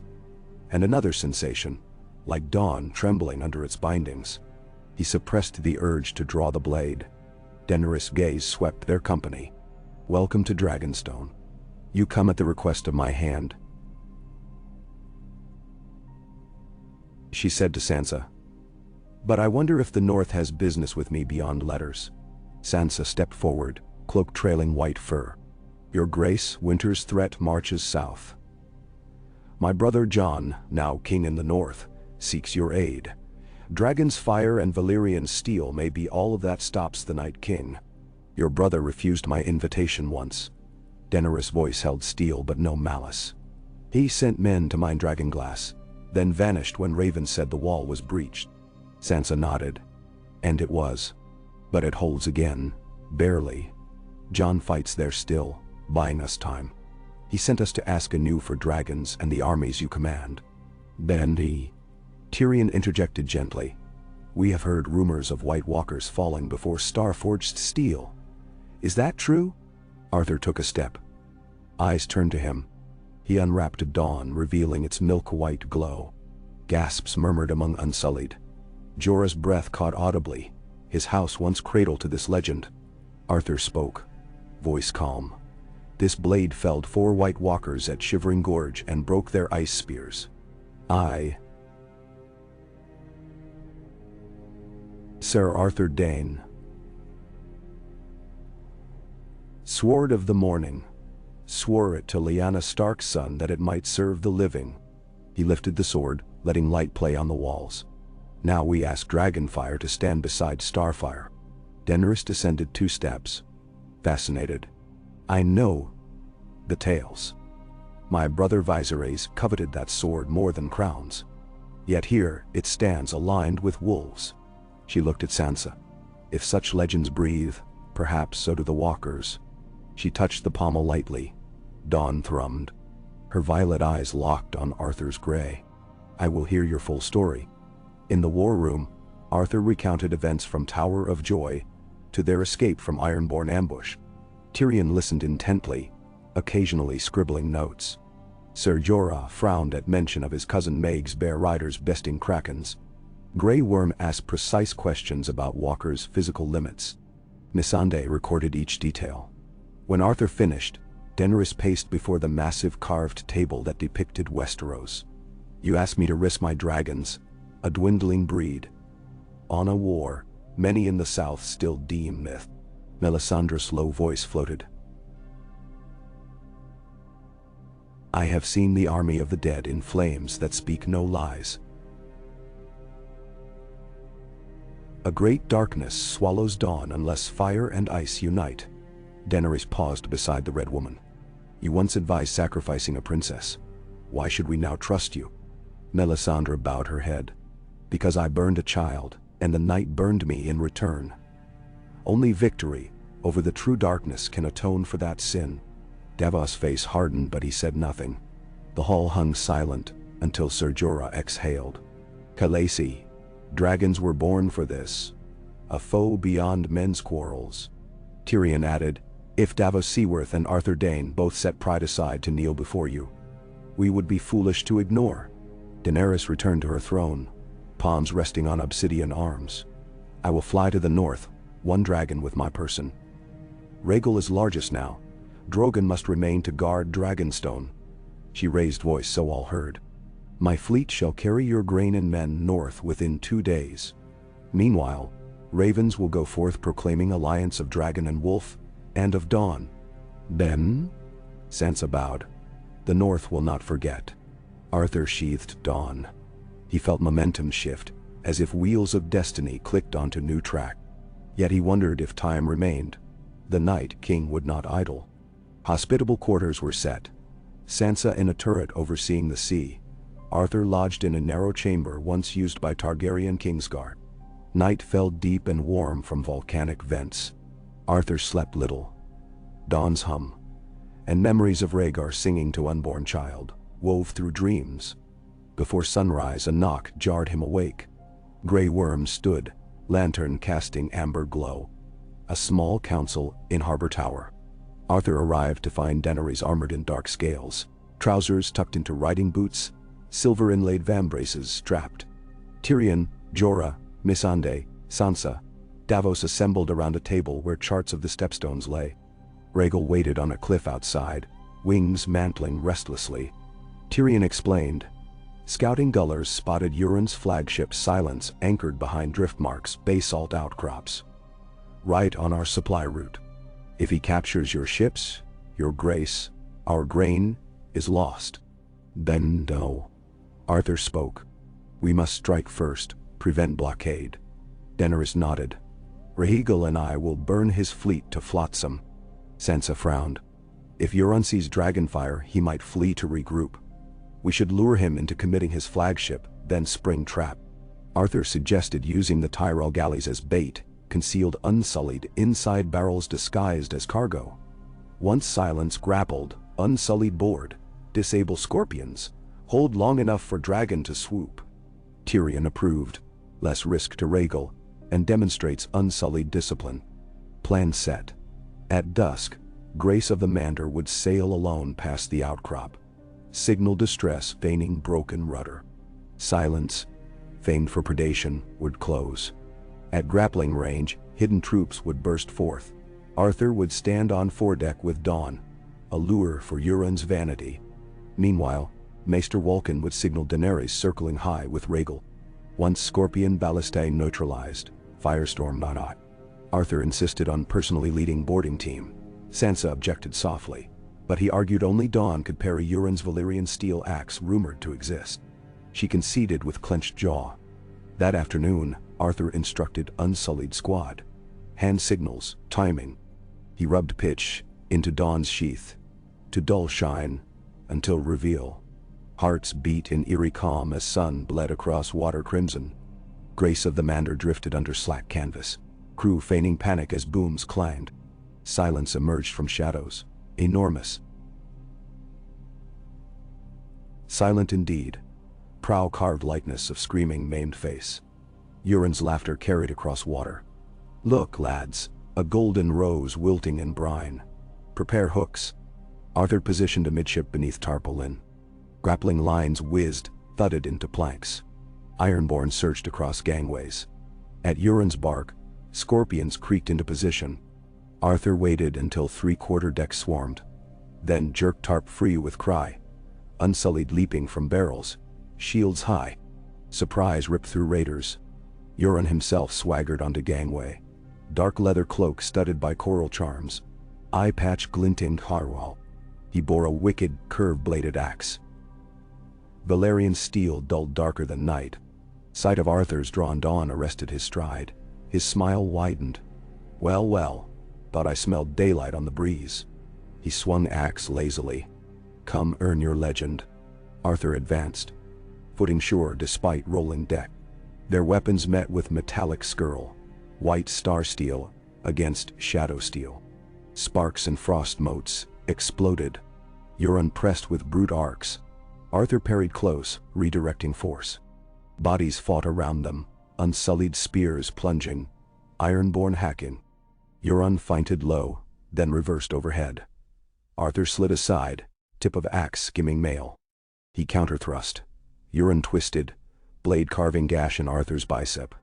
Blood seeped, but Arthur ignored burn. He stepped inside Euron's guard, pivoted, and slashed deep along ribs. Armor parted but not fatal. Euron howled delighted. Scorpions nearly ready. Arthur glimpsed unsullied scaling tower platforms. He needed 5 heartbeats. Euron lunged again. Arthur trapped axe haft with left forearm, grimacing, then drove Dawn upward into Euron's shoulder joint. Bone cracked. Euron staggered. Arthur yanked blade free just as Grey Worm severed scorpion mechanism rope. Across deck, second scorpion disabled. High scream split sky. Rhaegal dive. Arthur sprinted, leaping to Gracie's railing as Dragon's shadow engulfed silence. Emerald flame erupted, washing masts, sails, men. Arthur shielded face, felt heat, intense but bearable. One deck removed. Ironborn shrieked, tarred ropes ignited like fuse. With gangways disengaged, unsullied retreated, dragging wounded across lines. Arthur covered them until last man boarded. Euron, cloak aflame, blood streaming, clambered toward stern castle. Dragonfire roared again. Silence's masts collapsed, trapping him. Arthur watched silhouette flicker crimson before hurling itself into sea. Grace's captain severed lines, unfurled sails. Rhaegal circled once, looking for stragglers before banking inland. Silence burned, its screams merging with dying Ironborn. Below decks, Davos treated Arthur's wound. Melisandre hovered, but said cryptically the blade drank more than blood this night. Sansa arrived, face pale but proud. "You live," she breathed. Arthur clasped her forearm, surprising them both by smiling. With route cleared, fleet weighed anchor next dawn. 3 days later, towers of Eastwatch rose, dragons circling overhead. Thousands cheered as Rhaegal landed beyond walls, Daenerys dismounting with regal grace. Jon emerged, stunned yet relieved. He knelt. She bid him rise, and when Ghost sniffed her hand, she laughed. A pure sound unburdened momentarily by war. Council gathered beneath wall's shadow. Daenerys unfurled a parchment. "I, Daenerys of House Targaryen, first of my name, breaker of chains, mother of dragons, pledge fire and blood to stand against darkness. In return I ask mutual recognition of realms' right to breathe beyond winter." She offered scroll to Jon. He signed with direwolf stamp. Sansa placed dark signature. Then Arthur as witness for Dawn. Davos for the south. Mage for Isles of Bear. Tormund for free folk. Unsullied drummed spears. Dothraki howled. Preparations began at once. Dragons needed feeding. Nets cast for whales beneath ice floes. Engineers fitted harnesses to giant sleds for hauling dragonglass, forging spearheads sized for unsullied shields. Jon, Daenerys, Tyrion, and Arthur walked ramparts nightly strategizing. One such night, pale aurora rippled overhead, green ribbons swirling like Rhaegal's flame reflection. Jon rubbed frost from stones. Scouts say Night King stalls at Frostfang Pass. Why linger? Perhaps gathering losses, Daenerys offered. Tyrion mused. Or baiting. He knows we rally here. Arthur watched Aurora mirror across Dawn's blade. Memory bubbled. Rhaegar's prophecy of the prince that was promised. The song of ice and fire. He glanced at Jon and Daenerys, marveling at fate's symmetry. "We cannot wait," he said. "We march to him. Force his hand before he replenishes." Tyrion arched brow. "March army of tens of thousands through blizzard mountains." Arthur pointed to dragons perched on ice spires. "We fly the vanguard. Dragon, star steel, war mammoths, free folk ride. Break his front. Armies follow through breached lines." Daenerys placed hand on Jon's forearm. "Will you ride with me on Rhaegal?" Two riders share a saddle poorly. Then, Jon met her gaze. Then I fly Drogon. If he accepts. Arthur sensed destiny exhale.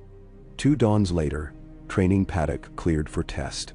Drogon crouched, wings half unfurled, yellow eyes wary. Daenerys murmured Valyrian phrases, stroking obsidian-scaled neck. Jon approached slowly, palm extended. Drogon snorted steam, teeth like ivory daggers. Arthur, standing with Dawn grounded, observed tension. Jon whispered calm words. Eyes steady. Drogon sniffed, exhaled warm sulfuric gust. Then, astonishingly, he lowered, allowing Jon to grasp neck ridge. Cheers erupted. Arthur felt tears sting. Rhaegar's dream lived in this sight. Melisandre spoke near. Blood calls blood. The pact lightens. Now final war neared. That night Arthur knelt before Dawn in Godswood Grove, grown half buried by snow. He whispered to old gods, new gods, and unnamed stars. Let blade swing true when dawn needs guardians. He rose as bells rang, alarums. Scout riders galloped through gate screaming, white walkers at the gorge. Army thrice the last, giants of ice. In same breath, war horns on wall blew warning. Dead had reached eastern flats. Camp exploded into organized chaos. Unsullied raced to muster points. Free folk lit beacon towers. Dragons wheeled overhead anticipating kill. Jon and Daenerys donned leather and chain. Tyrion supervised ballista crews. Sansa evacuated non-combatants to hidden tunnels. Arthur strapped on and mounted Dustfoot. He rallied Stark cavalry, instructing them to guard supplies. He would join aerial assault. Daenerys demanded him on Rhaegal to wield blade mid-flight against flying whites, rumored to ride ice wyverns. On plateau south of Wall, Rhaegal crouched, wings shimmering jade. Arthur climbed harness behind Queen, securing legs. Jon, astride Drogon, gave nod. Torment's mammoths bellowed below. Maeg's bears roared. Unsullied horns blared. Dragons took flight, 2 meteors trailing frost-kicked snow. Up they soared through dawn's first blush, sunlight caressing scales. Below, the army of the dead spread vast, endless ranks of corpses, skeletal giants, and among them, atop undead might of some monstrous elk. The Night King glimmered ice armor. Behind him, 4 remaining White Walkers raced spears of night. Whirlwind battle erupted. Dragons dived, torrents of emerald and black-red flame, incinerating dead by thousands. Yet Night King hurled ice javelins into clouds. One grazed Drogon's wing, leaving frostline. Jon wheeled. Arthur signaled. Rhaegal banked into sunlit angle descending. Below, ice wyverns shrieked up to intercept. 2 beasts of transparent membranes piloted by white riders. Arthur balanced as Rhaegal met first midair in bone-crunching collision. He slashed Dawn across Wyvern's throat. Steel severed cartilage and pallid vertebrae. Creature busted in shards. Second beast clawed at Rhaegal's flank. Daenerys twisted reins. Arthur swung again, missed. Wyvern rider hurled ice lance. Arthur raised Dawn, parried midshaft, shards exploding. Rebound jar drove blade to cut across Wyvern's wing. It tumbled, rider unseated. Rhaegal roared triumph, exhaling flame to finish. On ground, Tormund's mammoths trampled dead, while unsullied phalanx thrust dragonglass pikes. Yet Walker's spears burst frost storms, freezing ranks solid. Dragons hammered but Night King advanced inexorable, conjuring ice walls to deflect fire. Arthur perceived vantage. A chasm rim of broken ice spires behind Night King. A single strike could send him tumbling. He shouted plan into Daenerys' ear. She assessed, then spurred dragon roar. They swooped low behind enemy line. Arthur braced. Rhaegal's claws raked ground, scattering whites. Dawn glowed, vibrating. They approached Night King from flank. He turned, eyes abyssal. He raised spear glowing azure. In frozen second spears soared. Arthur timed, leaning outward. Dawn met spear tip, shattered it into snow burst. Rhaegal extended talons. hooking Night King's elk. Momentum dragged him sideways toward chasm, but ice reformed beneath his feet. He skated across, regaining stance. Arthur urged Daenerys. Again. Rhaegal circled. Jon and Drogon now flanked opposite side. Night King summoned glacier shards into swirling shield. Jon shouted, an unleashed torrent of black-red flame. Arthur simultaneously hurled Dawn, spinning like star itself. Blade pierced through vortex of ice, embedded in Night King's chest with sound like icebergs calving. For one heartbeat, world stilled. Then his armor cracked, spiderwebbing. Blue light within flickered. Dawn vibrated, pulsing radiance. Night King's eyes widened, then shattered into myriad diamond fragments. His form imploded, releasing shockwave of vaporous frost. Silence. Across battlefield, whites collapsed, lifeless husks. Ice giants froze mid-roar, then crumbled. White walkers shrieked and burst as bonds severed. Blizzard clouds dissipated, revealing amber sunlight across blood-spattered snow. Rhaegal landed hard. Daenerys slid from saddle. Arthur leapt after, retrieving Dawn from pile of ice shards still faintly glowing. He knelt, whispering thanks. Jon arrived, face streaked with soot. He and Daenerys clasped arms. Relief and grief mingled. Tormund whooped victory. Mammoths trumpeted. Unsullied banged shields. But Arthur noticed Melisandre standing alone at crest, ruby ablaze.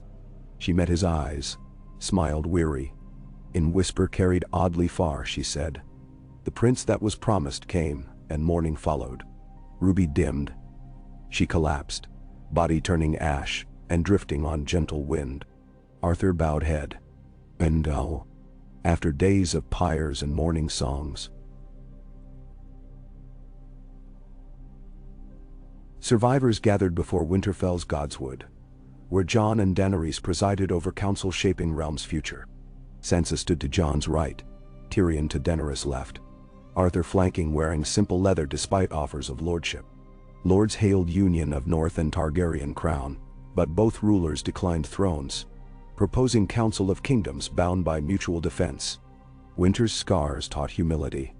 Even proud lords of Reach and Stormlands agreed. Arthur watched as new dawn spilled gold through heart-tree leaves. Children laughed nearby. Free folk bartered with Northmen. He touched Wolf Lily medallion, realizing promise fulfilled. Yet, dawn still called. Blade yearned for rest beneath starfall sky. Before leaving, he visited crypts, lighting candle for Lyanna. He whispered of Jon's triumph, of world saved by united hearts. Candle flame flickered, as though her spirit exhaled relief. On courtyard day of parting, Sansa approached, offering parcel, leather wrap embroidered with direwolf and falling star. Within lay new scabbard for Dawn, lined with soft mink, so it never again hides beneath rough sackcloth. She said. Arthur bowed deep. You honor me. She smiled gently. It is we who are honored. He mounted Dustfoot, riding south with small retinue toward the Dornish marches. As gates opened, children of Wintertown cheered, calling, Star Knight! He raised hand, heart swelling. Beyond ridge he paused to look back. Winterfell's towers gleamed, banners snapping in mild spring breeze. Dragons soared distant, silhouettes graceful, guardians of a world reborn. Arthur breathed deep of thawed air. The road ahead stretched long, but dawn rode with him. In sword's glow, in memory of friends fallen, in hope newly seated across 7 kingdoms. He turned Dustfoot south. Hoofbeats rhythm carried promise. Morning endures. Ka. Arthur Dayne turned south beneath a sky the color of new forged steel, the pale disk of the sun riding low and bright on the horizon.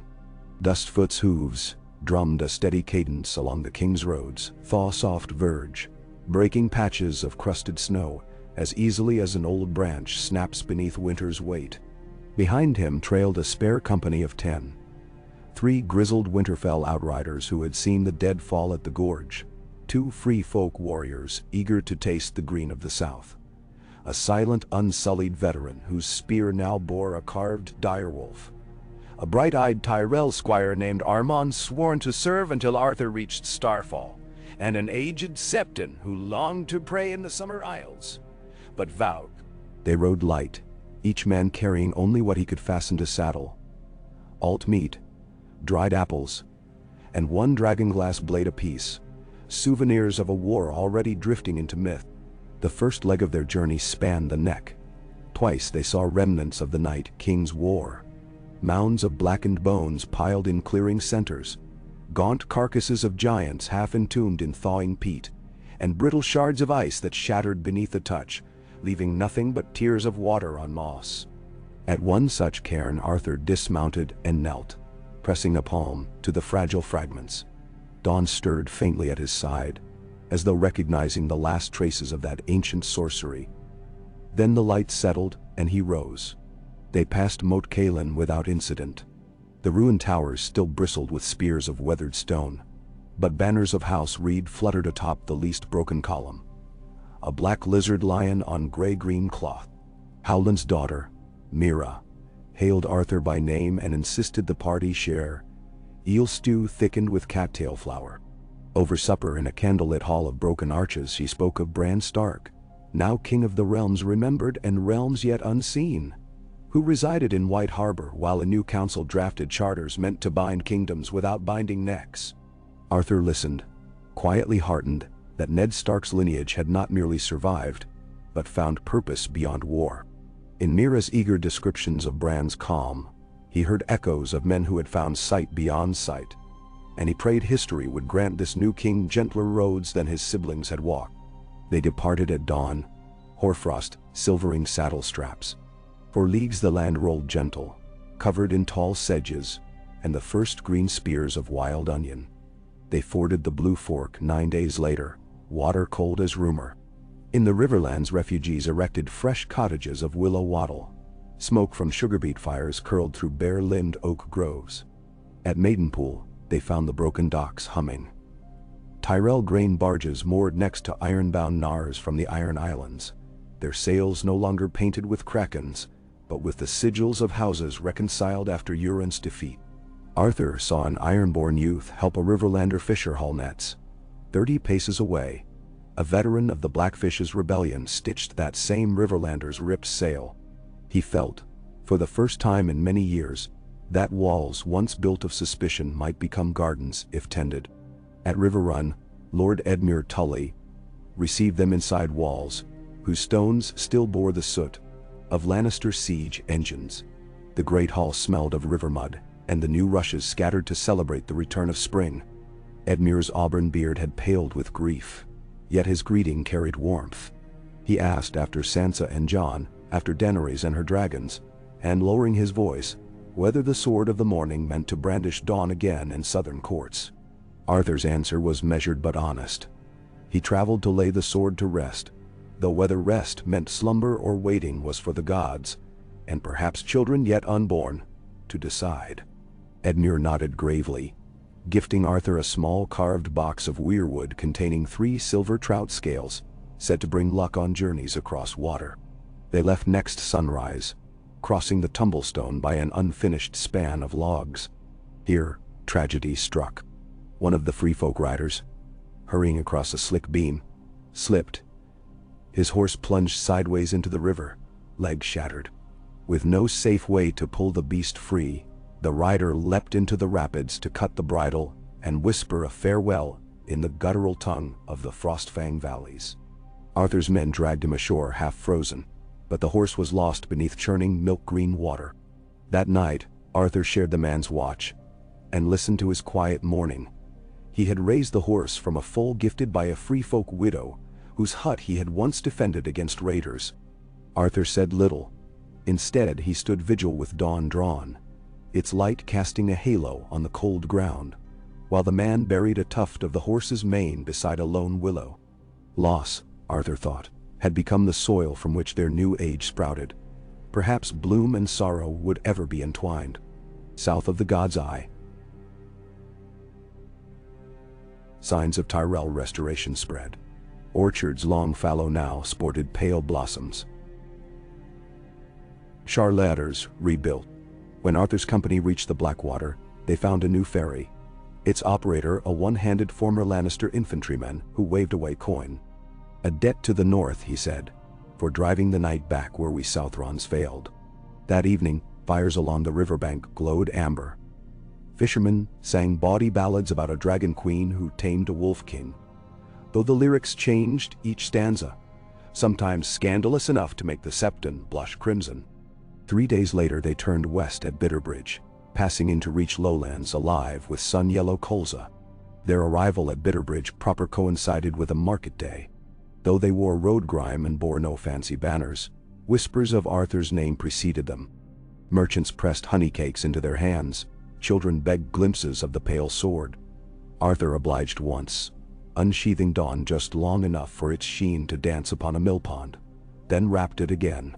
Sated, the townsfolk let them buy fresh horses, gentle palfreys for the Septon and Tyrell squire, rangy coursers for the northern outriders. Arthur chose a piebald stallion with curious gray eyes. From Bitterbridge, they followed lesser-known trails southwest, skirting Gold Road tollgates to avoid crowds. At Tumbleton they crossed the Mander, then rode high on chalk hills where poppies nodded red among green barley. One evening, as swifts darted overhead, Arthur spotted a grove of chestnut trees shading marble columns half sunken in bracken. Ruins of some Andal manor. He dismounted and wandered between charred stone lions, feeling the tug of memory. A tourney long ago where he and Rhaegar sparred in secret under the stars, whispering of prophecies. Those lions stood witness then. Now they lay cracked, but their shattered mouths still roared silent defiance. Arthur rested a glove upon one, whispered a promise that their witness was not in vain. Summerhall's scorched foundations appeared on the horizon 5 nights later, tumble-down ramparts ringed by wild thorn. Moonlight fell soft upon broken stones like frost. The place smelled of ash, though the fires had long ago burned out. The Septon asked leave to pray. Arthur granted. He himself walked alone through mazes of collapsed culverts, until he found the charred stump, said to mark the tree beneath which the last Targaryen king wept as the palace burned. Arthur knelt, and though he did not often pray, he spoke to the shade of Aegon V. That his descendant Daenerys had done what he could not, made dragons a shield, not a scourge. The night wind sighed. Petals from a lone wild rose drifted across scalded ground. At dawn they resumed, cresting hills where the King's Road rejoined streams racing toward Blackhaven. Here Arthur rode through country once patrolled by his sister Ashara's dearest friend, Illyria Dayne, before the trident turned destinies. He felt history shortening around him, each mile a page. On the 27th day since departing Winterfell, the blue ribbon of the Torrentine River appeared, carving sapphire through dusty orange sandstone. Purple-flowered alicanto shrubs lined the bluffs, their scent heavy as dusk. The free folk warriors inhaled wonderingly. The unsullied touched petals between scarred fingers. Overhead, swifts gave way to firelarks, the herald birds of Dorne. Starfall itself revealed at sunset, like a memory-made stone. The pale tower known as the Palestone Sword thrust up beside a waterfall that glimmered gold in last light. White walls hugged cliff edges, their faces streaked lavender by dusk. A bell tolled, clear and sweet over rushing water. Within minutes, riders in white tabarded surcoats galloped across the drawbridge. At their head rode Lady Nymella Dayne, Ashara's cousin, her hair silver lilac beneath a helm of starlily steel. She reined in when she recognized the tall figure with Dawn at his hip. "Nymella," Arthur greeted softly. Her eyes shimmered. "We thought you'd dead a second time." "I was, for an instant lasting 20 years. He smiled faintly. "But duty drags souls back." Nymella slid from saddle, armor clanking, and embraced him. For that breath her shoulders shook. Then she straightened, formal once more.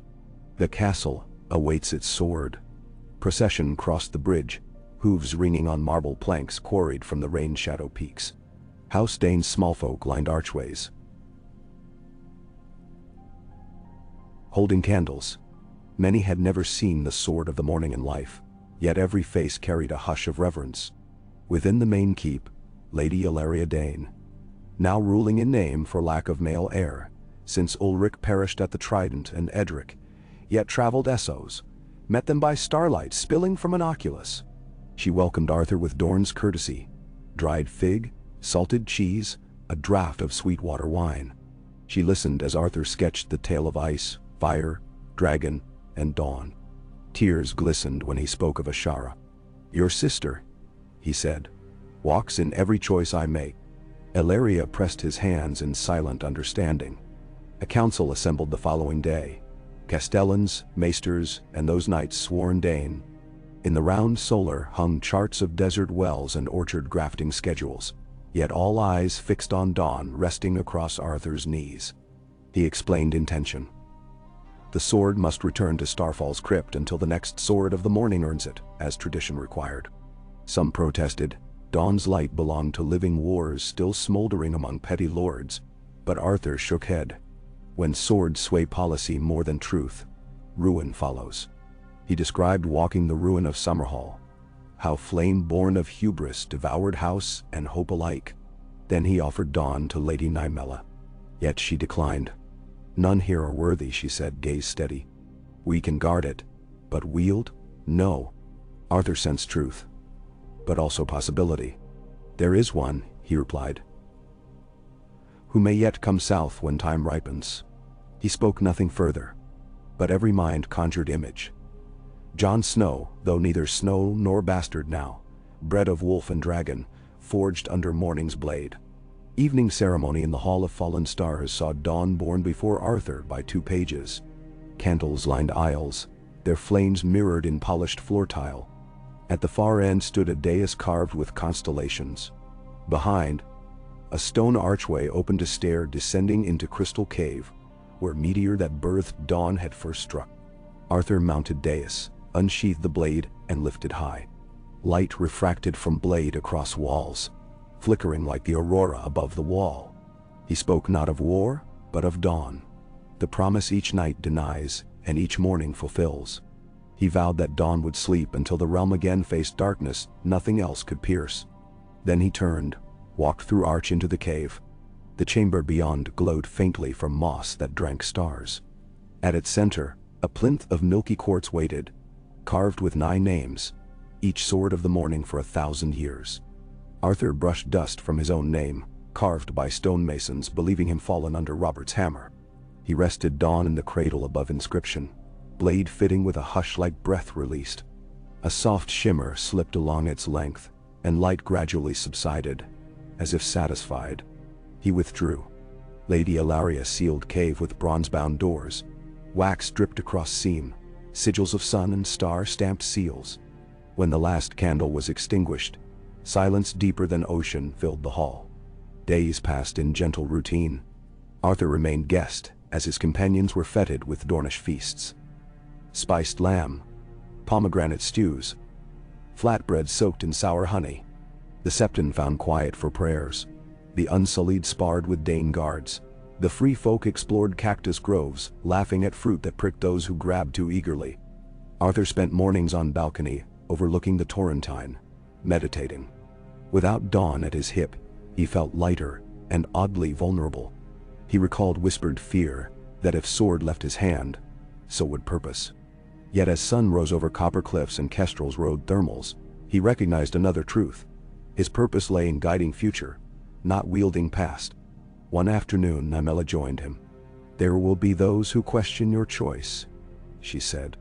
"Rumors already. That dragon queen demanded the blade, or Stark Wolf forbade it." "Let them fashion tales," Arthur replied. "Truth seldom travels far, but hope does. If children in Wintertown or Dorne's foothills believe heroes may rise from kindness, not weapons, perhaps tomorrow grows gentler." She smiled. "Will you stay?" He considered. "I intend to roam Dorne a while, visit wells Ashara loved, then perhaps north again. Jon will need counsel forging peace." Peace. Tasting the word. We have tasted war so long it flavors every breath. Let us learn new tastes. Arthur extended arm, pointing across valley where date palms rustled. "See those? Visitors you might welcome. Caravans from Jade Gates will shift trade lines now storms abated. Your orchards will bloom. He spoke of rebuilding. Roads lined with star lilies guiding pilgrims to Starfall's library. Of exchanging knowledge with maesters once shunned. Of teaching orphan squires to read before wielding spears. Nymella's expression softened to hope. When Arthur finally set departure date, Lady Ilaria handed him a bundle of lavender silk. Inside lay a lighter blade of Dornish steel. Plain yet balanced, forged by Dalt smiths. Traveling knights require steel. She said, "Let dawn dream. Let this serve travelers you defend." At dawn he rode out, companions reduced to 4. The Tyrell squire Armon, sworn still until Arthur deemed his service complete. The free folk rider who lost his horse but now bonded with piebald mare. The unsullied, who spoke one day to say his name once was Cavo, and he followed Arthur because dawn of freedom shone in him, and the Septon who decided Summer Isles could wait until he chronicled Arthur's road. They turned east, through dusty canyons where desert roses glowed crimson in sunrise. Wind carried warm spice and salt. Somewhere beyond ridges, the port of Planky Town bustled. Beyond that, seas parted for ships bound to Old Town.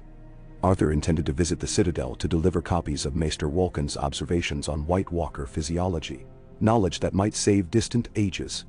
Night fell their first camp beyond Starfall. Stars, uncountable, intimate, strode across inky sky. Arthur lay on cloak, hands behind head, listening to crackle of fire and free folk humming lullaby from lands of snow now blossoming with spring crocuses. He felt dawn's absence like missing heartbeat. Yet above, across firmament, the real dawn blazed, one radiant star leading constellation of the sword. He recalled Ashara, teaching him children's rhyme. Stars his cradle, dawn his steel, bright his promise, true his will. Arthur closed eyes, whispering to her memory. The promised lives. Sleep took him, bearing dreams neither of war nor prophecy, but of orchards heavy with fruit, of children laughing along riverbanks unafraid of winter shadows, of pale swords resting while green scythes harvested peace. Dawn indeed would rise again, but first, this humble dawn of quiet morning had earned its place. When he woke, birdsong replaced war horns, and the scent of guava drifted through desert air. Arthur Dayne, unburdened, saddled his horse and pointed toward sunrise, ready to shape realms with words, with counsel, and, only when all else failed, with the plain blade at his hip. The road unfurled ahead, bright, endless, inviting, and with every hoofbeat he carried dawn forward, one measured breath at a time, into a world determined at last to cherish its light.